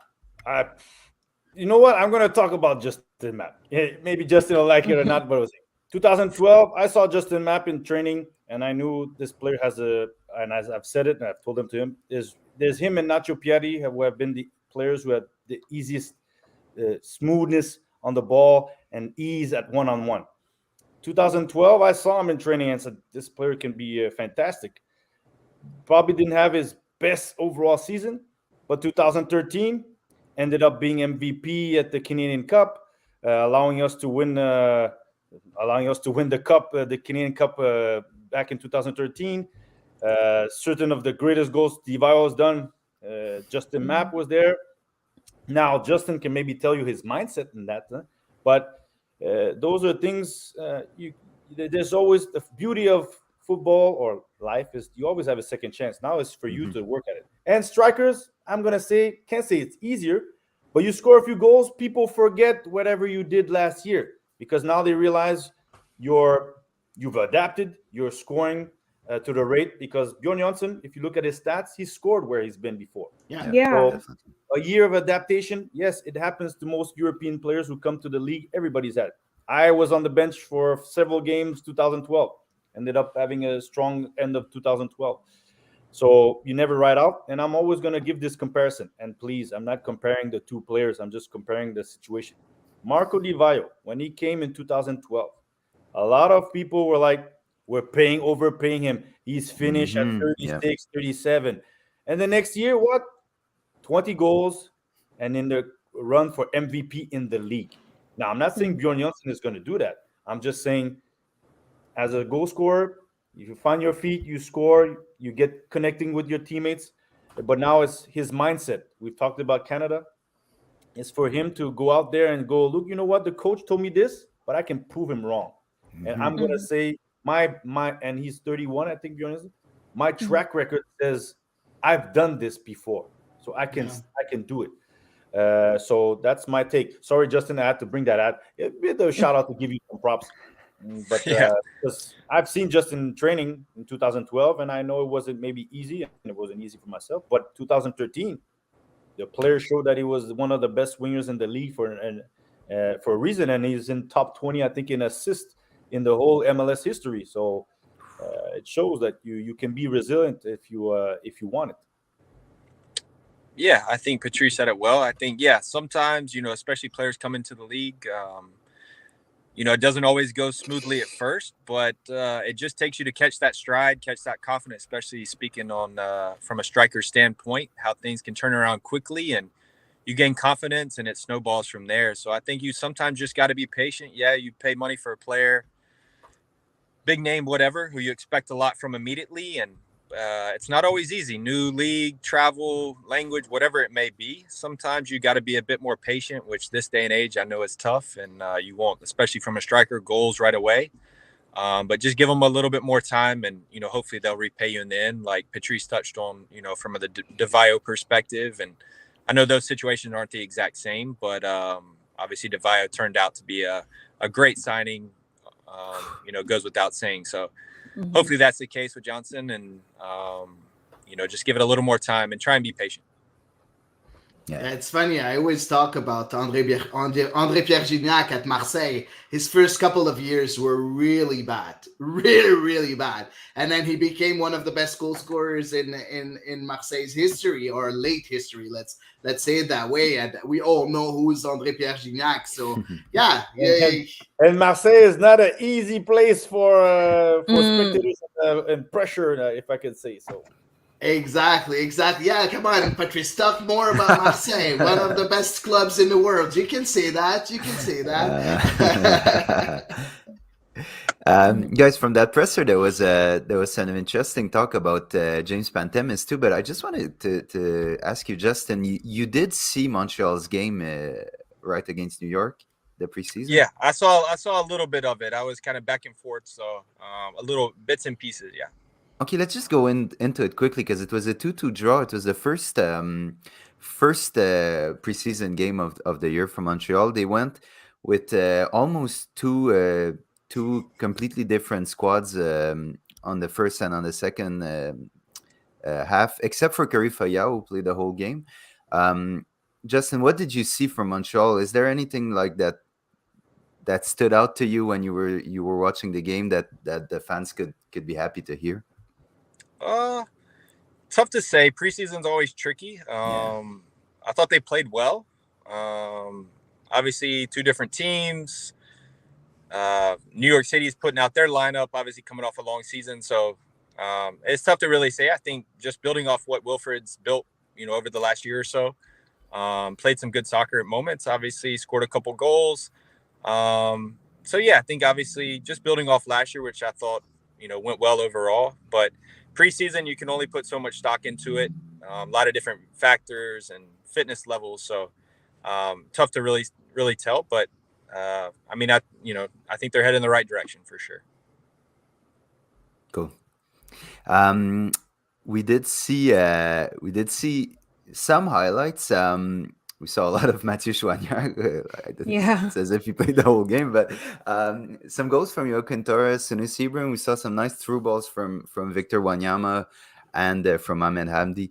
Wilfred Nancy said that he was slowly upping the playing time load on the players during preseason. 45 minutes in the first game, he would want probably to go to 60 for the second, and so on. I'm just going to ask it to you guys, the ex-pros, Patrice and Justin. When you have these Champions League games coming up, how much do you want to play in preseason? Are you itching to play every minute of preseason, or you want to slowly get drawn into it to be like at your physical peak to start? What's the mentality of a player in these circumstances? I would say it depends on age. When you're a bit older, you know what you need to do for when the season. You want your playing time, but you want to slowly move growth because you, in your mindset, you're ready. You know what you need to do. If I'm a Victor Wanyama, if you could say, I just want to feel comfortable, get rid of him, be confident. My confidence is there. Is just getting the connections again. and then knowing that when Champions League comes, then it's pushing that extra 15-20% that's needed. Where a young player, you want to play and prove because you want to win position. You want to show the coach that you could be in the starting 11 or top 18.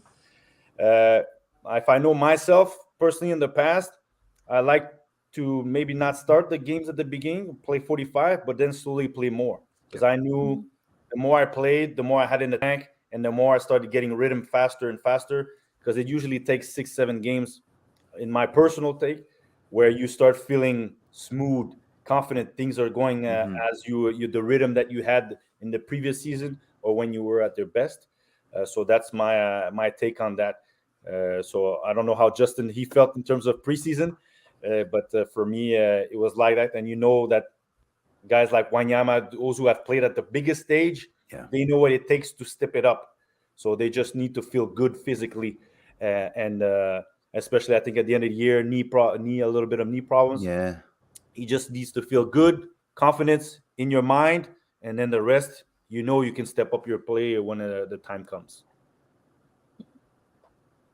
Yeah, same idea. Patrice said it, you know, just especially for the older players, just want to feel good physically. And you might not be 100%, obviously, heading into your first real game, but as close as you can for that first game, just physically feeling good, as sharp as you can at that point. And yeah. And if I can add, when you're older, you know how to manage yourself. When you're young, you tend to go 100 miles an hour, and then you empty the tank too early. While when you're an older player, you tend to realize, okay, when should I put the effort and not? And so when it comes Santos Laguna, okay, now I'm ready. Now I know I got to step it up and be ready for every situation. You said there's something that you said online, Patrice, about Alfonso Davies and him being young and you being old. You want to share that with us here live? Oh yeah, I think Alfonso, from Twitter, I heard, or apparently because I know he's on Twitch and Alfonso is in another level now. But yeah, because he mentioned that I think I sleep too early. We said 9, but it's not really 9. But anyway, it's Alfonso now. He's in his own paradigm. But he forgets that every morning I had to wake him up. Every morning I had to wake him up. Even the Vancouver guys told me to make sure of him. And the time I couldn't because I had some media responsibilities, that's the day he came in late because he was asleep and wake up. Nice. So it's the reality of when you're an experienced player and you know you have your routine, you have the pattern, you know what to start getting in. But I did tell him he's in Germany now, and in Germany you cannot come in 5 minutes before the time. You have to be there 10-15 minutes before because or else you look like you're late even though you're not. But Alfonso, he was young. He's vibrant. He's got a lot of energy. He wants to do things. And you see, he's on Twitch. He's on TikTok. He's everywhere. He's trying to have a YouTube channel. And he's enjoying life and he's able to perform. And that's fantastic. But at one point, longevity is about discipline and organization, how you maintain yourself. Because when you're young, your body just recovers like that. Yeah. But when you hit 25, you realize, man, I'm feeling this game a little bit longer than before. And it's the little things that you do that allow you to play till 35, 36, 37. Look at Cristiano Ronaldo. Look at Daniel Alves. Look at Zlatan. It's not because they're good. It's because they're disciplined and allows them to be good still at 40 or 38. Yeah. Guys, I just wanted to go quickly on the... sorry, Eve, go ahead. Sorry. No, I was just going to say we did have a question come in here from one of our listeners, Moriel Altidore, who's asking about a striker. Oh, yeah? Yeah, I okay, played cool. with him. Oh, okay, cool.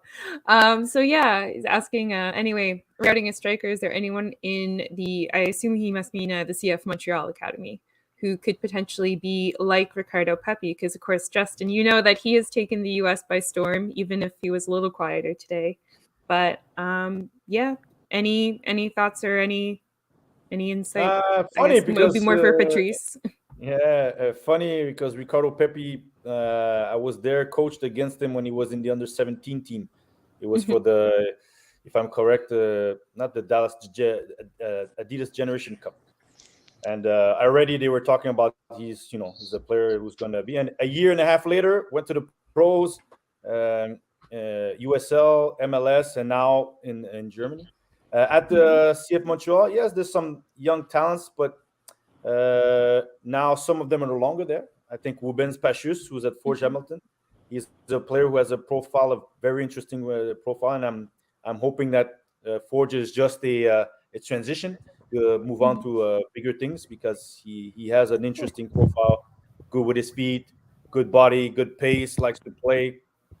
Unfortunately, the first team have room for him right now. So sometimes you want to sign him, but there's no room. You can't just sign him and say, "Yeah, I'm going to sign you." So it's not that easy. And then after that, there's some up and coming, but you got to understand, for those people under 23, most of those players are 2004s and born in 2005. So they're 16, 17, and they're just joining that group. It's not that Yeah. they can't. Pepe is not that old either. He's a 2003. But there's some now have left. Unfortunately, are going to or in CPL. So we'll see if there's another young kid. But there's other talents who are not Pepe goal scorers, but who are talented players at different positions that probably will slowly and surely gain a spot in CF Montreal one day, and hopefully be starters, and who knows, maybe be sold to a European top flight league. Yeah, that's Fingers amazing. crossed. Guys, quickly, I just wanted to go back to Wilfried Nussey's presser. We had it. He did talk about James Pantemis, who decided to turn down. I don't mean to interrupt. I got to run on my end. Please. Oh, Oh, okay. okay. No I worries, wish I man. could stay all night. Yeah, but I gotta go. So again, Thanks Patrice, a lot for being here. Patrice, it's a pleasure. We'll catch up soon, and everyone else. I really enjoyed it. So thank you for having me. Justin, Thank you so much for is coming, you soon. Justin. Yeah, and Thanks, man. congrats to Canada tonight. Thanks Thank a you. lot. Thank you very much. And you're welcome anytime here on The Ball is Round. You're welcome anytime. If you want to present one of your up and coming players that are going to be stars, feel free. You have a platform here. Would love to do it again sometime for sure. Thank you, Justin. Thanks a lot. Awesome. Perfect. Thank you. Thank Take you. care. Thanks, Justin. Have a See you good one. soon. Bye. Well, I'll stay for another few minutes. Then after that, I Okay. have to move on to No worries. Yeah, no worries. So we'll jump right into James Pantemis, who turned down the call up from Canada. They asked Wilfried Nussey what it was about, and he said that he really liked that James Pantemis took a strong decision to stay in Montreal and put his focus on winning the starting job for the team. So what was your general impression on, first of all, at the start we weren't sure if he was not called up or if he had turned down the offer. So what was the general impression of him not going with the national team at that moment? Maybe I'll start with you. Yeah, go ahead, Eve. Go ahead. No, I was going to say, so I believe James Pantemis did say when he spoke in his presser that he had been called but had rejected it. And that was kind of back in December, those discussions happened. So for me, obviously it's kind of unfortunate how his season ended last year. He fell out of favor after the Toronto game where they scored on the free kick, equalizing in the injury time. So it's a very strong statement for me that he knows that there is not a number one goalkeeper. Sébastien Brez is a loanee, and I don't think Montreal wants to make the same mistake twice that they made with Maxime Crépeau of letting a goalkeeper who they develop possibly fall off. So I think it's a really, really strong statement. Of course, Milan Borjan and Max Crépeau would obviously be the number one and number two in the Canadian national team for this window. So it goes without saying he probably wouldn't have seen any playing time. So instead, he can use that time that would have been spent with the national team, hopefully gaining points in Wilfried Nussey's eyes. So for me, I think it's a strong personal move from the player. Patrice? Yeah, gut feeling is when they said that he wasn't there was, definitely probably talked with the national team coach, told him that he's fighting for his spot, and not being third where you don't play or being with your club. Well, you had a friendly game where you can establish yourself, because I know how it is at the national team. When you're an established player, let's say starting 11 or 12, 13, you're coming in and you're playing, and you're going to play it. Now, if you're a third goalkeeper in your situation at your club, because this is not the first time, other players have conversation with the coach. When I'm talking coach, the national team coach, and explain the situation, because your club is your paycheck, is your everyday. And if True. you don't perform there, you slowly trickle down and not being called up for the national team. So it's not like national team allows you to play at the club level. It's Yeah. football allows you to play at the national team True. level. True. So great for James, because we all know he's a tremendous talent. Yes, the season didn't go finish strong, but normally I expect him to grow from this. And I mean grow not as a goalie, because I think technically there's nothing we need to teach him, but in terms Mhm. of resiliency, consistency, regularity, and now really establishing himself, saying, I'm the number one here in Montreal, and Mhm. I'm going to be here for quite some time. And then I'll fight for the number one spot for Canada as I'm playing for CF Montreal and whoever, maybe he's sold or not. So strong statement, good for him, and it's the show that there's a good link of combination communication between the national team and their players, and understanding, and the pool Yeah. is strong enough that you could say, okay, and John Herdman probably saying, I understand your situation, great, go in your spot, and then we'll talk again once the season or the next international friendly window. It's funny because I last year I asked James Pantimas before the beginning of the season. I asked James Pantimas and I was like, "You're about to be 24 or almost 24. You're not right now a number one. You're at the almost at the end of your contract. Do you feel any pressure? Do you feel that you have to up your game? You have to get more minutes in order to continue to have a professional career?" And I saw on his face that he wasn't really happy about the question, but directly he told me, "Yeah, I'm here to win my spot and everything." And I feel that this year we're back. I'm not going to say back to square one, but almost, because he didn't finish strong last year, and I think he only has 1 year left on his contract, if I'm not mistaken. I'm pretty sure that it's his last year on his contract, so he has a lot to prove this year. He has a lot to prove, and I like the strong position that he took by not going with the Canadian national team, because he needs to prove he's the number one. And for me, and I said it a few times here on The Ball Is Round, he is the number one. He should be the number one Mhm. ahead of Breza, even if Breza gave us some really nice games last year. For me, James Mantemas should be the number one for CF Montreal. Let's hope he is able to show that this year. Mhm. No. And does that decision make you gain points in the eyes of the coach? Like if Wilfred Nancy, when he analyzes what happens, does it change anything in his perspective, or training camp is really 100% where the decision is made? Gain points, but Wilfred Nancy said it. I like players who take strong decisions. So, Mhm. did it win points for him to win a spot? No, but it says that you were willing to forego playing a World Cup qualifier and Mhm. stay with your club and show us that you want to be number one. Now, situations, he's under contract with CF Montreal. Sebastien Breza is only on loan, but Jonathan Yeah. Savoy is there also, and Yeah. he's under contract too. Mhm. But James Pantemis, we have to also track back. Is James Pantemis his first real season as a player? I mean, performing as a number one is last season. It's crazy. So Yeah. It's he's crazy. also in the It's learning curve. He's yeah. 24, but he's still young in terms of experience, managing game times, knowing, making mistakes that you won't Mhm. repeat again. And yes, goalie is probably just like a forward under the microscope. You don't score. Mhm. They say you're not good. You get scored on a shot like in Toronto. They say, hey, could he had save it? Because yes, they forget that the team could have scored against Toronto way before Oh that yeah. goal. Mhm. But the situation for James is, yeah, strong. Now, winning the points is every day at training, the way you train the goalie coach, because you have to see, you got to understand the head coach is here, okay? But the Mhm. guy who sees the player the most is the goalie coach. Yeah. And the coach, he's going to have, because he doesn't see every practice of when the goalies are with the goalie coach. So Yeah, he because has they live in like their own little bubble. Yeah, so he has to refer to, how's it going in the situation? Because you see in the small sided games, goalie's doing well, but also you want the input of the goalie coach, because that person sees the goalies every single moment at training from beginning to end, and then can elaborate and say, okay, this is where they stand. So I think you win points in training. you may have one solid decision.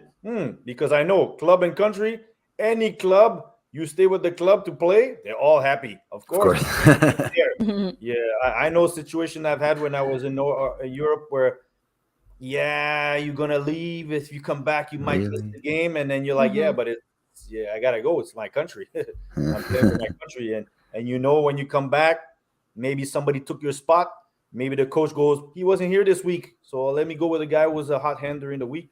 So for James, yeah, maybe won some points, but I think, like I said, it's every day in training to show that he's matured from last year, learned, and then his progression and make it take him to the next level to assure himself that he's the number one to the mind of the coach, to the players, and the goalie coach also. Yeah, definitely. There's a good question from Muriel. I think we could bring that up. Sure. Yeah. There we go. Where is it? Oh, did he go away? Yeah, there it is. So, is CF Montreal becoming one of the best clubs in MLS for keeper development? Because the pool is getting hot. I have to say, Montreal does have a flair for developing keepers. Oh, yeah. Yeah. Yeah, if you say one of the best clubs in terms, then it's all depend on the talent because Maxime Crépeau is doing very well. So you say, hey, even though he's not playing here, we did something right at the academy. Yeah. Meaning, if we nurtured the talent, maybe he didn't play here, but that means that we weren't wrong in terms of signing him. It's just the situation didn't allow him to be in Montreal to play his career, at least start in terms of where he is now. James is very good. Jonathan Sirois is good also. And there's some younger ones that are up and coming. So talent pool, I would say yes, but there's some good talents also in Vancouver from what I hear. They're not bad goalies.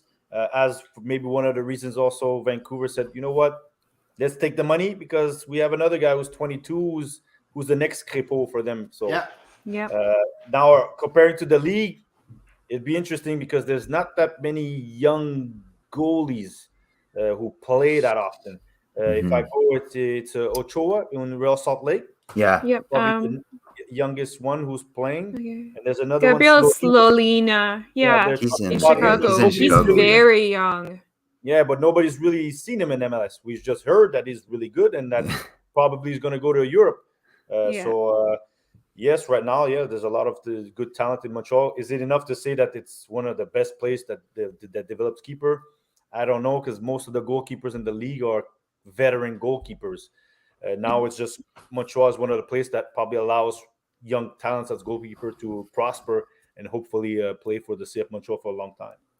I'm not sure, Patrice, if you're still involved with the academy. I know you were. I don't know if you're still right now involved with the academy, but there was a young goalkeeper, William Vezina, that I heard a lot about. Is he still here? Do you know a bit about him? Or there's still. That's why I said there's other ones that are coming that people don't necessarily. We know he's been with the professional group. That means that Rémi Vercoute and now Romelu, the goalkeeper coach, have seen that this player has talent, but there's another one also that's there that you'll see. They probably will be helping the first team because we know last year the situation. I don't know if José Roy will stay the host. Is he staying? Is he going back on loan? So there's young goalkeepers prominent that will probably come up and help the first team. So there is some younger ones that are there. Now the reality is not everybody will be able to play, especially the goalkeeper position. So. But definitely there's some hot hands at the academy that are interesting and people will have to keep an eye. And they'll be playing in PLSQ, so people will be able to see them more often than probably in the past. Yeah. Guys, of course. Great answer, Cappy. Hey, it's Cappy. He never has a bad answer. It's Cappy. He never has a bad answer. I'll stay on for another 3 minutes and then I gotta go. So we'll just go quickly then on Mason Toy's status. Okay, Will Fernandes after the game in New York, he gave a pretty hockey timeline for Mason Toy's comeback. 46 weeks with it's a hamstring injury, if I'm not mistaken. They talked about a possible operation, but it's not an option for now. That's not the option they're privileging for now. My question to you, Patrice, before we let you go, because I want the player perspective is, Mason Toy came back from from a long injury. He rehabbed for a long time. He couldn't play these dog days of the season where the team were struggling a bit more. Couldn't play the Canadian Championship final. Now finally coming back to playing, gets injured again. How much does it take a toll on the psychological side of the player? He's spending so much time in the treatment room with the doctors, and now when you're almost there, you have to start all over again. So how does Mason Toy approach this Yeah, mindset? those are in terms of growing pains as a player when you get injured, because the first injuries, usually, an athlete always believes is invincible. You feel you're a superhero until you get your first injury. And then when you get your first injury, you tell yourself, I'll be back, I'll be the same. But then you get another injury. So now the reality of the professional athlete is when you do get injured, and several times, if you could say, there is a part of anxiety. Am I injury prone? Is there something that's going to keep happening to me often? Knowing Mason, he's somebody who's very, very professional. And as you could say, at least it's not the same injury, because then you could say the shoulder, something's not quite right. But the factor is, those times that you're not with on the field, a lot of things happen. Is for one, you're not on the field. So you're not doing what you love to do, which is train, play. Two, a lot of times you're isolated. That means you're training with the physical therapist and you're not with the team. So now you're kind of disconnected from the team. And so in an aspect, you're like, man, the team's doing well, but I'm not part of it. So psychologically, you're kind of distant. And if I go back to, I'm not going to say how Mason Toy is feeling, but I'll go back to how I was feeling when I got injured. Was 31, broke my leg a second time after 4 months. Told myself, is this the end?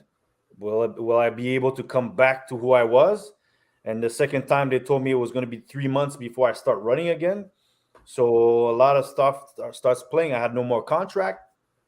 A lot of stuff starts playing in your head, being anxiety, could say a little bit of depression, doubt, because you're like, okay, I was good, but then I got knocked down, and I got knocked down again. Will I be able to be good again? I don't know. But Mason's young. He's done a lot of stuff to come back to be on the field, and I think the good thing is it doesn't seem like it's that long. 4 to 6 weeks may be long for people, but at least he'll be back, and the season has not started, or slowly has just started. So now it's just Mason to start training, be ready and focus, and do other things, and prepare himself to help the team during the season. But that's one part of for a professional player, that's very tough. It's the mental and psychological part where when you get injured, because it can be a toll on you, and sometimes players don't takes time for them to recover and go back to who he was. Wishing that he comes back to who he was in 2021, because he was on 7 goals, 10 games, something like that, and it was amazing. He could be close to scoring 15 goals last season. So wishing that it's not too long, and that he gets back and helps this team, because he's a profile player that the team needs up front, and a goal scorer that the team desperately needed at the end of the year. Absolutely. Patrice, thank you so much for jumping in, man. It was so interesting, and we really appreciate your time. Yeah, thanks, guys. Again, always a pleasure, and keep doing all your good work, because I know a lot of people are covering the CF Montreal, talking about soccer. But now with Canada soccer winning, the rewards are slowly coming, because there'll be more people wanting to jump on the soccer and jumping on the bandwagon and being part of this fabulous world that is the soccer world, and especially the world in Montreal, because we all love to talk about it and to cover the CF Montreal. So, all right, it was a pleasure, guys. Thanks a lot, Thank you. Patrice. Get up. Thank Take you, care. Cappy. Wow. What an unbelievable segment we had. An hour and 38 minutes flew by. Yeah, man. Flew by with Justin Mapp and Patrice Bernier here exclusively on The Ball is Round. Amazing, really amazing. Yeah. I'm like, I don't know. I drank everything. Like it's really amazing. Thanks a lot for them for being here. That was great. That was really good. Guys, our show's not done though. We'll just finish off on because we have a big point that it's unfortunate Patrice had to go because I would have loved to hear his input on the rumored change in international spot rules. I'm just gonna finish on Mason Toy quickly. For you two guys, Eddie and Yeah. Eve, how much is Mason Toy's loss a blow going into Champions League ball in less than a month? Yeah, I gotta say, I'm really, really sad for the player because I know, especially last year, we learned that he's kind of a player who's really, I think, hard on himself and a little bit Yes. maybe his own head might kind of work against him sometimes. So especially when Patrice was talking about the isolation factor and the disconnection and kind of those worries that haunt you when you're injured. So I really, really hope the club is taking good care of him right now, not just physically, obviously. Uh, but yeah, it's obviously a loss. I mean, the calendar is going to be really condensed early on in the season. We know that Bjorn Janssen is, he's got a long road to go until he's fit to play a game. Sanusi, of course, he did score in the friendly, so he seems to be at least up and at him, which is good. And Romel Kyoto will have had several competitive matches with Honduras. So hopefully, as long as he doesn't pick up any injuries in those, he should also be okay. But yeah, I'm more disappointed, honestly, for the player than for the team. Yeah. You know what? I'm just so pissed. Like, I'm really so pissed. Like, can't we have just one season where our players, our main players, don't get injured for 6 weeks at like the most important times? It's that big Like- oak turf, yo. I knew when they were it's training there that something was gonna happen. I know, pessimistic Eve. You always know when something bad is gonna happen. But no, but seriously, I'm just pissed because like I want to see Mason Toya and Romel Kyoto just up front playing together. We saw them just a few games at the beginning of last year, and it was still a work in progress because they didn't know each other well, so I didn't have time to gel. But I'm pretty sure that right now, just being in the same locker room for that long and everything, like their relationship has, I'm sure it grew somewhere, if off the pitch, not on the pitch, but they need to play with each other in order to develop, a nice chemistry on the pitch. So now I'm like, oh man, we're starting again from square one, and I'm just pissed. I'm just pissed. But now, what can we do? We have to move on. I'm pretty sure we're gonna have to go again with the 3-4-3 or 3-4-2-1. That's how I like to call it. So I'm pretty sure we're gonna have to go with the 3-4-2-1 with just Kyoto up front. Yep. Or we're gonna see a Bjorn Johnson or Sunusi Bahim really, claim their spot in the starting 11, but I would be very surprised if they're able to really get a definite spot in the starting 11. They're more rotational players right now, if they are fit. Yeah, I think it's gonna look a lot like last year. Kyoto's gonna get most of the workload. Sunusi's gonna be off the bench.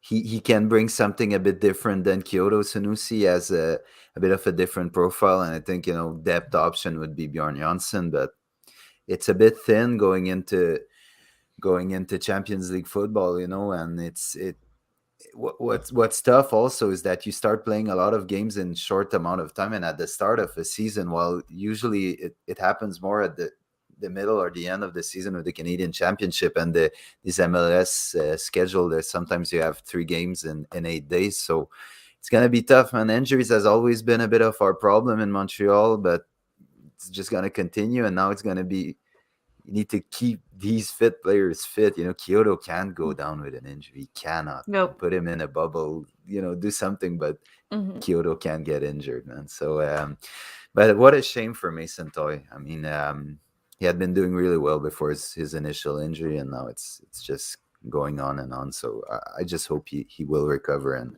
come back as strong as he was. Yeah, let's hope so. So, guys, at the start of the week, Montreal acquired $200,000 in GAM, general allocation money, and a third rounder from Orlando for a 2022 international spot. And while we were Oh my God. all scratching our heads, our friends from IMFC Radio came with an exclusive information that there was a rumored change in the international roster spot rule, and that a player that would have played one full year for a Canadian team would not be considered an international anymore. It's not done yet. The team nor the MLS have confirmed it, but how big is this for us Montreal fans? Oh my God. Well, it feels more like we're entering the 21st century. Finally. It's for MLS is a league that prides itself so much on parity, right? But the ability of international players in the U.S. to obtain a green card, which gives them the permanent residency status, so they lose their international player status. It works so much faster there, and Canadian immigration is just notoriously super slow. I was born here, so to be fair, I don't have firsthand experience, but everybody I do know who has immigrated, it's been arduous and paperwork and just years and years of delays, and form XYZ requires appendix A, B, C, D, and notarization, everything. So it's something that has handicapped Canadian teams. We can say that there is the kind of upside in that they get a little bit more opportunity to rely on domestic talent, which is good for the national system. But at the same time, it's not parity. So what do you want? I don't know. I've always hated it. Yeah. Everybody hated it, right? First of all, I wanna congratulate our friends at IMC Radio, Gavino, Jeremy Filosa, Jonathan Dos Santos. Really, they're doing an amazing job. IMC Radio on covering the CF Montreal. So, great information. Let's see if it pans out and if it happens. But if ever this happens, I think that for Olivier Renard, it's like a Christmas present in January. Like it is a Christmas present because he's going to be able to really. It makes his job so much easier. Much easier. We've had players like look at Rudy Camacho. He's been here for 4 years. He was still not. Yeah. Nacho Piatti was here for so long. Yeah, Laurent exactly. Simon was here. He did Exactly. get his residency, mind you. I think he got it finally when he came back to play with TFC, if I'm not mistaken, partway through then. But I mean, so many players were here for such a long time. It's Victor Cabrera was here for many years or several years. Yeah. Lassie Lapalainen has been here for a couple of years now. So I think that this changes the whole situation so much. And just, it's really, I think it's the first time since 2012 that I see this headline. Montreal acquires money for an international spot. It's always the other way around. Yeah, exactly. So it feels so good to see that. And we get also a third round pick. You know what? I love that. I love that. And, because at the super draft, you get players and, if they're good, that's great. You give them a contract. If they're not good, you don't give them a contract. So it's a win-win situation, So I don't know. I hope that this gets officialized really soon because it's going to change the whole game altogether for CF Montreal. We've been left behind for so long as Canadian teams. And I'm not talking only about CF Montreal. I'm talking for the Whitecaps too, for Toronto too. Of course. I'm talking for all the Canadian teams in the MLS.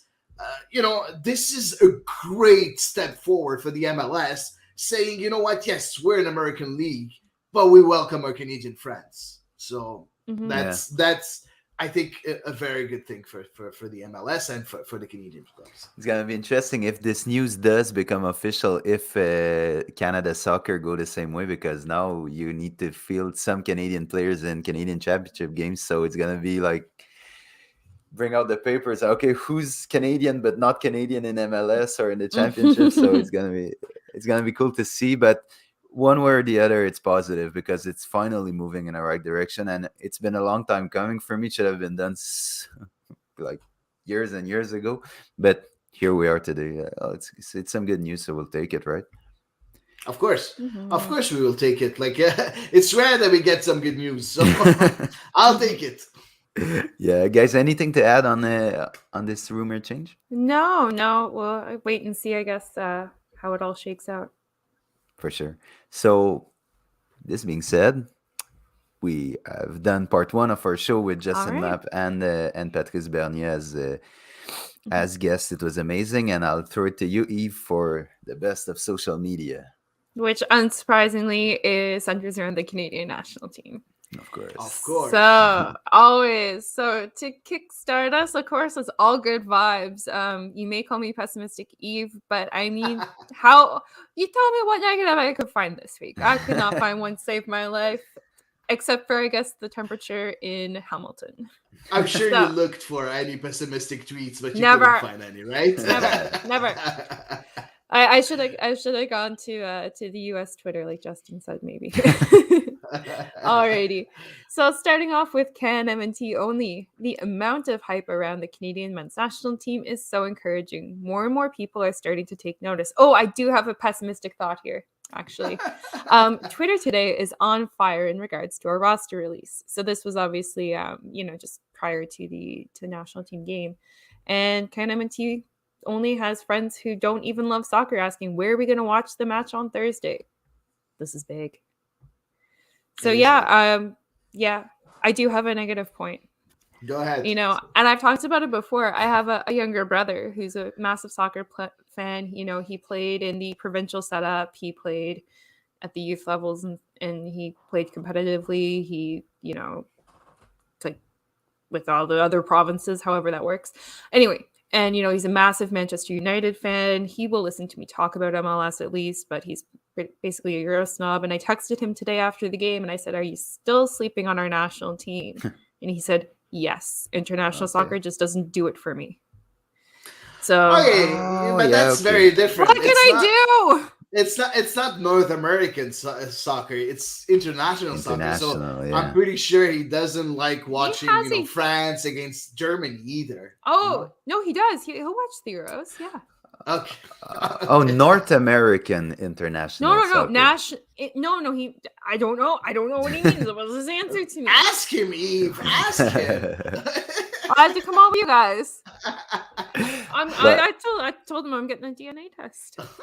But for me, when I was growing up, being younger, I've always had an eye on the national team, but not as much as now. And I woke up this morning and I was excited. I couldn't wait for the rosters to come out. I couldn't wait for kickoff. I was hyped, and it's great because that's all we wanted, Canadian soccer fans, for so long, and it never came. But now finally we have it, and it's awesome. You'll see more and more kids wanting to play football because now they have such icons to look up to, and so it's great. I'm 30 years old and I'm getting excited for the national team. I just can't even imagine the kids, how they're feeling. Oh my gosh. And I'm 39 and I'm still excited. It's awesome, man. It's awesome. I want to add something about that tweet because I'm exactly in the same position as CanMNT only.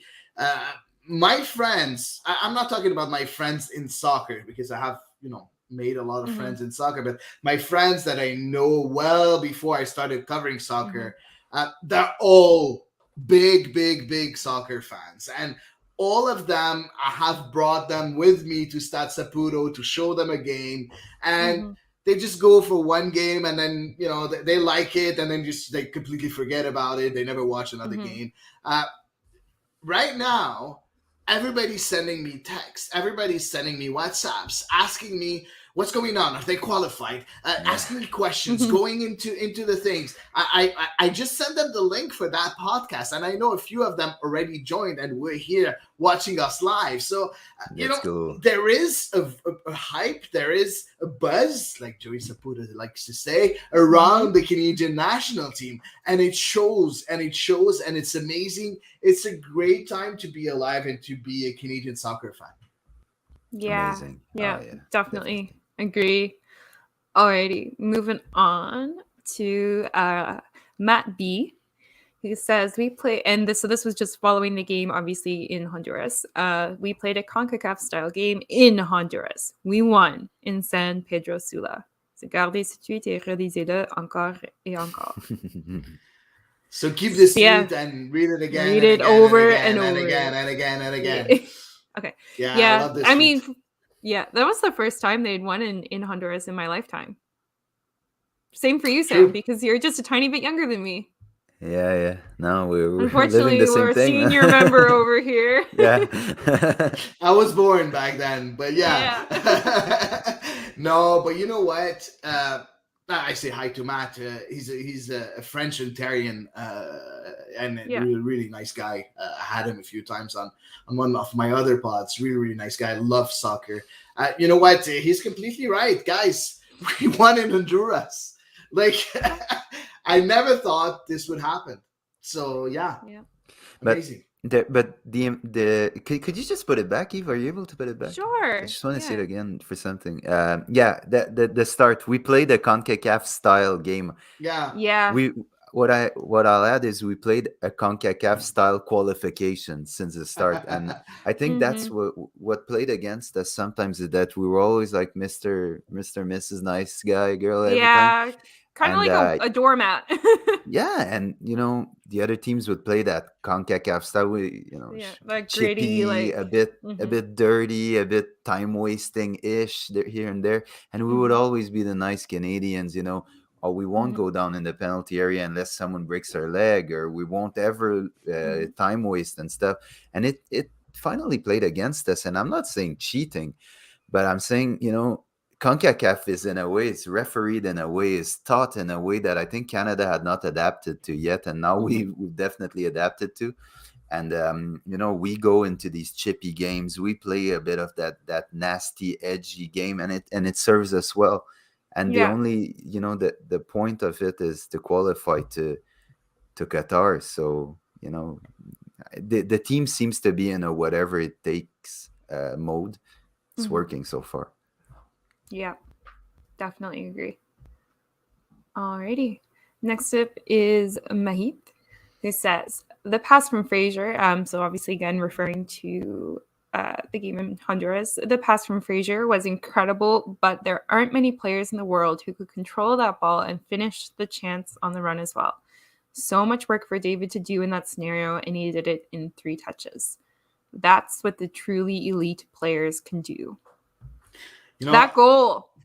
Yeah, when I described that goal to one of my friends who hadn't watched the game, I told him, listen, if this goal is not one of the nominees for best goal of the season in December 2022, there's a problem with FIFA.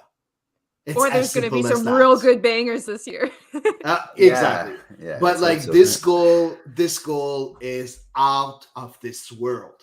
It's not normal. 3 touches from the middle of the pitch completely. Yeah. The run, the chip, everything was amazing. And you look at that pass from Liam Fraser, a lot of people saying it's phenomenal. But I'm sorry, the control of David makes it phenomenal, because that pass was a bit too strong at one point. The way he controlled it made it a great pass. So yes, it was a good pass, but look at the control of Jonathan David. Well, it's amazing. I think it was a through ball, but Fraser, instead of putting it a bit wide of David, put it right onto him. So right David on him. Yeah, right on him. So he had to improvise something, and what he did, I never saw someone control the ball with his chest to his head. That's the first time I saw that ever. Yeah. It was amazing. A really nice goal. The pass from Fraser was good, but wasn't at the right place. But David did well with it. Yeah, exactly. And I think as well, one of the important parts was just as it came down to the decision, obviously, where Jonathan David had to decide what he was going to do with this ball that he now had. The defenders were closing in on him as he was running full tilt. The keeper was coming out, trying to force him into the decision. And so by the time Jonathan David committed to chipping the keeper, he had those three individuals converged upon him, and he still managed to have the composure to do a perfectly executed chip, just full audacity. That I think that comes with the club form that he's really enjoying in Ligue 1, and as well, of course, the form that Canada in general is enjoying, and he continues to enjoy. Yeah, And, absolutely. yeah, it goes to show just how far we've come. Alrighty. Our fourth tweet belongs to Boyan Pants, my favorite. Okay, and at least one person in my life has asked me if I run this account. The answer is no, I do not. I wish I did. Boyan Pants, you are my aspirational Twitter account. So this is just following Boyan's epic save, of course, in the Canadian versus US game today. Because did you see that? A cold man could not get that much from his legs. Nice. Guys, the sweatpants. The sweatpants are the power. Yes? Yes, absolutely. Yeah. Most Yeah. definitely. Love it. Listen, Yeah. guys are trying to reinvent what soccer swag is. They're going with these tight legging style Under Armour. Sometimes you should just go back to these old sweatpants. They're working, man. Look at Borjan; he's amazing. Exactly. Yeah, and that's a good tweet. Yeah. David scored with his wrong foot. Oh my gosh, I wasn't even paying attention to which foot he had scored with. NHL P5000. He says, so David controlled the ball with his chest onto his head and scored with his left foot, and he's a righty. Amazing. Yeah. Wow. Amazing. Yeah. Yeah. No. Next up, we have friend of the pod, Alex Gange-Ruzik. Says, Alistair Johnston would be every minor hockey rink's nightmare. He never loses a 50-50. That's a good analogy. Sometimes most of the time I don't like hockey analogies, but this one is really nice because it shows how important Alistair Johnston is for this team. And for every Montrealer here listening to us, this is how good a player we got. This is how good a player we got. We paid $1 million in allocation money. And I know that a lot of people think that it's too much. It's not. Oh, it's no. not. No. Thank you. It's Thank a you, bargain. Olivier Renard. Yeah, it's not real money anyway. Yeah, exactly. Yeah, no. And it's a perfect analogy, I think, for Alistair Johnston, except for the fact that he would not fit in a minor league hockey rink because he does everything in short sleeves. I still can't get over it. Alrighty, and I have one more honorable mention tweet. Oh yeah, go ahead. Steph Lebay. So of course, lots of people are calling into question who is the true Minister of Defense, given that Steph Lebay will be retiring soon as well. She says, not giving up my title, but I'd be honored to have a partner in business, taking suggestions for his title. Also, might have to get me some sweats. I love it. Wow. I love it. Yeah, I gotta say, we're pretty... Everybody's talking about those sweatpants. He should open a business in sweatpants, Milan Borjan. I'm telling you, post-retirement, he definitely... If he doesn't want to do something on the footballing side, I will fund him. I don't have any money, but I'll take out a loan or something. I don't know about that. Could she play her last game in sweatpants, Steph? Oh, I wonder. Maybe. I wonder. That would be amazing. Yes. But anyway, that finishes up social media for this week. A very, very good vibes segment. Yeah. So, Hady, is it you? Yeah, it is me. It is me for the second part, the second segment of part 2 of the podcast. It's time for choices, guys. So we're going to look at that small animation and get right on it.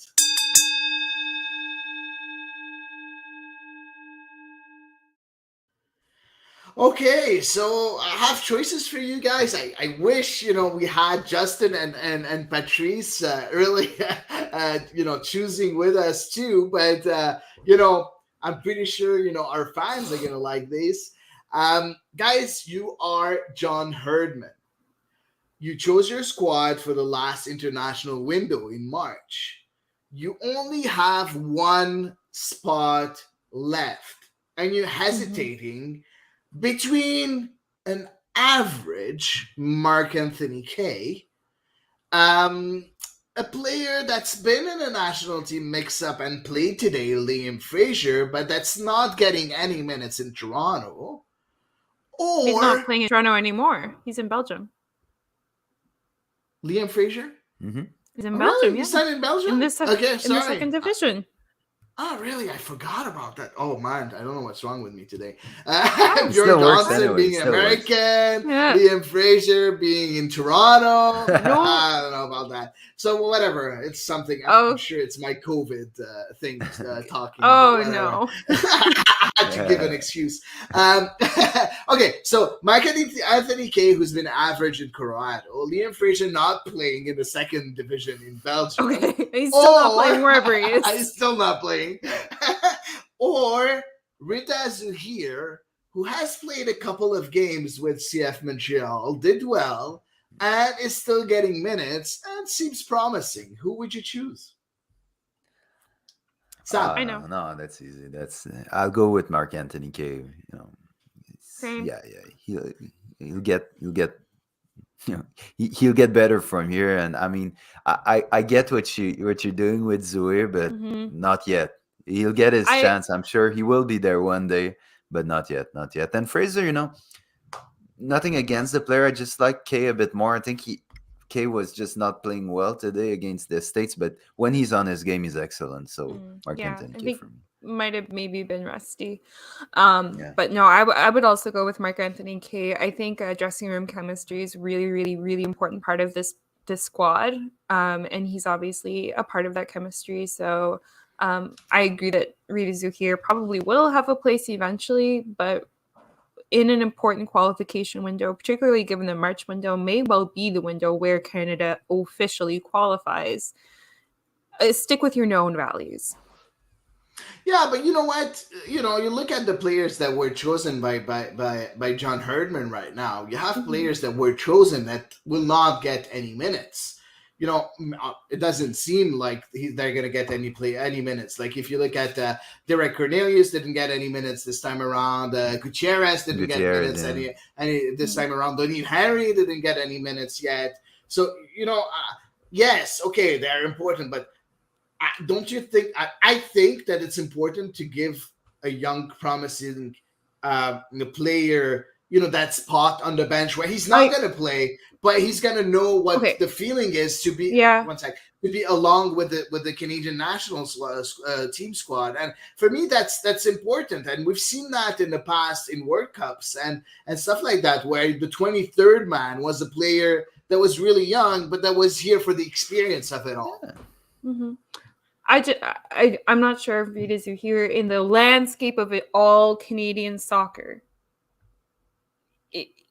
I'm not sure if there's somebody else, you know, in Vancouver you have those or three in Toronto or in choices. It's okay. okay, fair enough. It's between those three. No, right? well, no, I still disagree with you. So you're allowed. You're allowed to disagree. You're allowed. I know. You're allowed. And you know what? You always disagree with me. So yeah.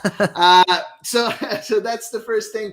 I'm you know me, guys. Play the youth. Just play the youth. I just want to see the young lads get chances. So for me, I would take a in-form Rida Zuhir before an out of form Liam Fraser and an out of form Mark-Anthony Kaye. That's my opinion. Now let's move on with the second choice. Zachary Brault-Guillard starts the season guns blazing, and with Alphonso Davies back in the fold, does he get selected? That's the first part of the choice. And who would you remove from the current squad right now, knowing that Gutierrez is replaced by Davies? Do you remove Henry, Cornelius, or Kennedy? Because you don't have any other wingbacks. That doesn't make any sense. I don't understand your question. Yeah, I understood it. So ZBG, would you as a right back? Yeah. But then why are you removing a center back? You need to find him a spot. You only have Adegugbe and Fonsa Davies. Yep. Alistair Johnson that's playing the center back, Yeah. and Luchi Larea. Yeah. You want to select, if you want to select Zachary Bourguillard, would you You make have a to- place for him? Mm-hmm. And if you do, would you choose to replace Henry, Cornelius, or Kennedy? Or Okay. if you don't need to make that choice. Yeah. Okay. Go ahead. Eve. It's gonna make me look like an asshole. No, go ahead. You're always an asshole, but you said it. Okay. No, and I'm gonna preface this by saying I know I give the player a lot of stick. I know I do. I know I'm hard on him, but I also know that he's a really, really important part of the locker room. I know he brings a lot of leadership to the team. But Daniel Henry is probably who I'd take out. Okay, so you would choose to bring Zachary Bourguillard for Daniel Henry. So that's the two-part question, right? Mm-hmm. Because you're allowed not to select Zachary Bourguillard. Yeah, no, Okay. and that thought crossed my mind. But I wouldn't take out Kennedy, and I wouldn't take. And I really like Derek Cornelius. I think I like him. Okay, so not that I dislike Daniel Henry, even though I don't have a lot of patience for his play. But yeah, yeah. Sam. But on this window, we went really center back heavy. We really. And if you look at it, if you consider that Alistair Johnson is a center back for Canada, well, we have one right back at the moment in the team, and it's Richie Larea. I know it's not how it works. If Larea gets injured tomorrow morning, you put in a center back, you put Johnson at right back, but I think you would gain, going a bit less heavy at center back because now we have five center backs with the team. I think we could go with 4 and bring a natural right back in, and I think we could take out Daniel Henry as well, yeah, and give a place to Zachary Bourguillard. What played against Bourguillard, I think, is a bit his form at the end of the season and the fact that he's out of season right now. I think that's the reason why he wasn't in it, but.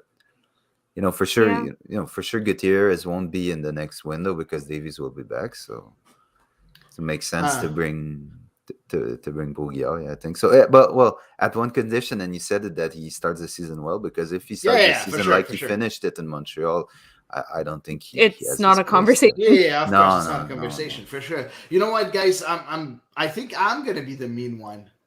Okay. I wouldn't select Zachary Bourguillard. Okay. As simple as that. Playing with 3 at the back, you need to have 3 central defenders in there.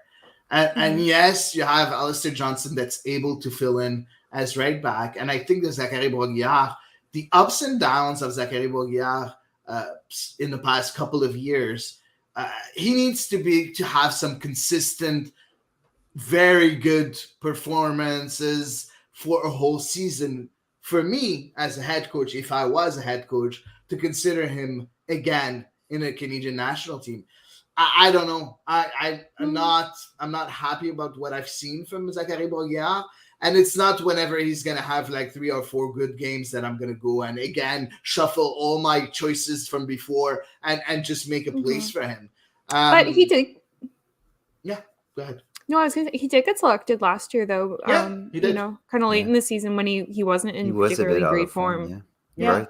He was selected, but don't forget that he was selected as a plus guy at first, and then he made the cut. So that means that in training, he was really good, because at first he wasn't in the first list, and he was in the second list. I don't know. It was a weird situation with COVID and everything.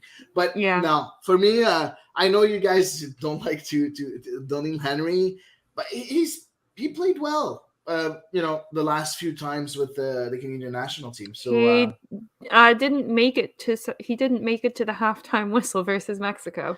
True, but before then he played a couple of games where he was in the middle of those back 3, and he did very well. I don't remember which game it was. At the Gold Cup. I don't remember. It's not something that I remember. I'm sorry, but I remember he had a good game, and I think I tweeted something about it, saying that he was considered by me, but as one of the men of the match in a game. I don't remember which one it was. I think it was at the Gold Cup. I think it was his summer of redemption for me. Maybe.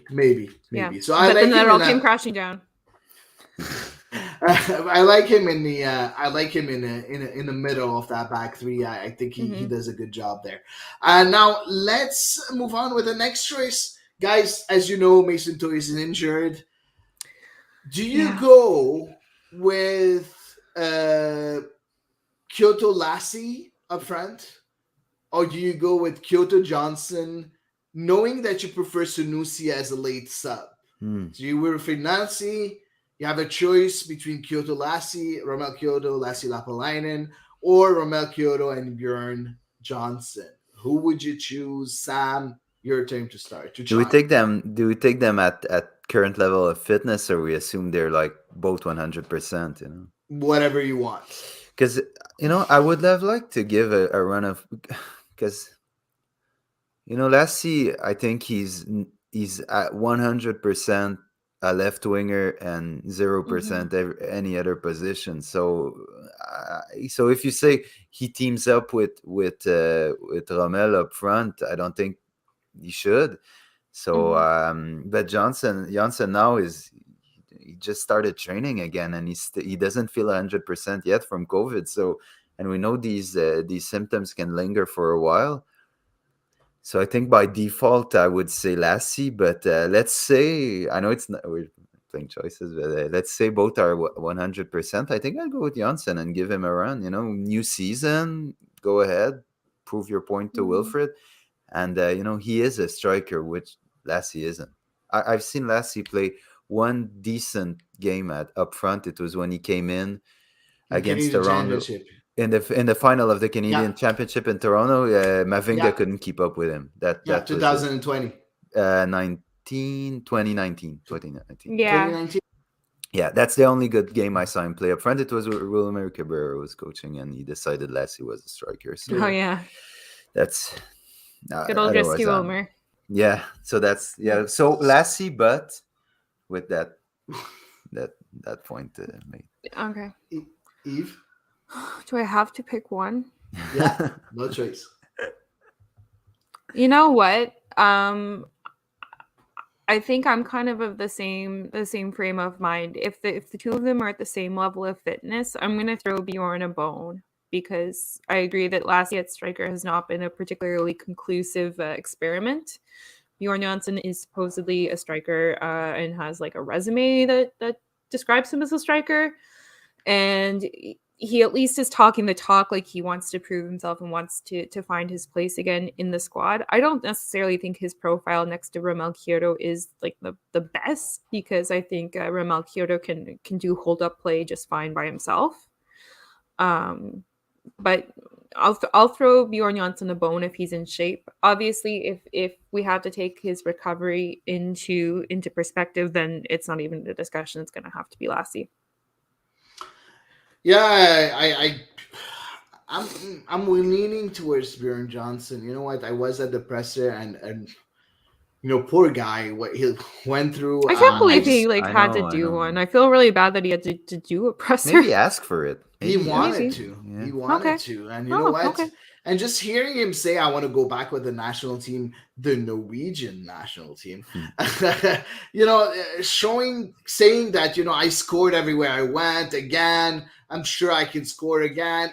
I want to give him another chance. I really want to. And, Lassie as a striker, for me, no, it just doesn't. I still don't understand why we signed Lassie back. It's another debate. I know. So yeah, I know. But so for me, it's Johnson to answer the choice. Okay. Last choice, and it's about the Canadian national team. Guys, you are Nick Buntis, the president of Canada Soccer, or you are God, whoever you choose. Okay. Nice. You can choose one of these players from the CONCACAF region to join the Canadian national team. Would you rather take Romel Kyoto, Anibal Godoy, or Roland Matarrita? And we say hi to Steven from Cincinnati that loves Matarrita. So Eve, you want to start? Or Do I have to take one? I don't. You have to. I guess Anibal Godoy. That biting central midfielder, really gritty. Obviously, we've seen that the Canadian central midfield can take a hit. It can be decimated. And Atiba doesn't have every single game in him. And that's completely normal. So probably Anibal Godoy. I mean, Canada is well stocked for attacking talent, so I don't think Ramel Kyoto would necessarily add anything that Canada doesn't already offer. And Ronald Matarrita, maybe because left, right back, we just talked about, like, there's not that many, but again, I'll go with Anibal Godoy. Sam? Same answer, and the reason is I think with Atiba and Estacio in, we're really strong in that position. Osorio comes in, but Osorio is more of an offensive player, though he's responsible defensively. And then I think when you go to Kay and Piet, you're dipping a bit in quality. And I don't want. I love both players, but I'm just trying to keep it real, So I think Godoy could bring a bit of stability and not going to, like, the gap wouldn't be that big between players, because I do think that if there is one position in that squad that we're, let's say you take every position and you say which is the weakest position on that squad, I think it's central midfield. And it's not because of Estacio and Atiba Hutchinson. I think it's everything, that's every player that are behind both of them. So yeah, that's why I would take Godoy. Yeah.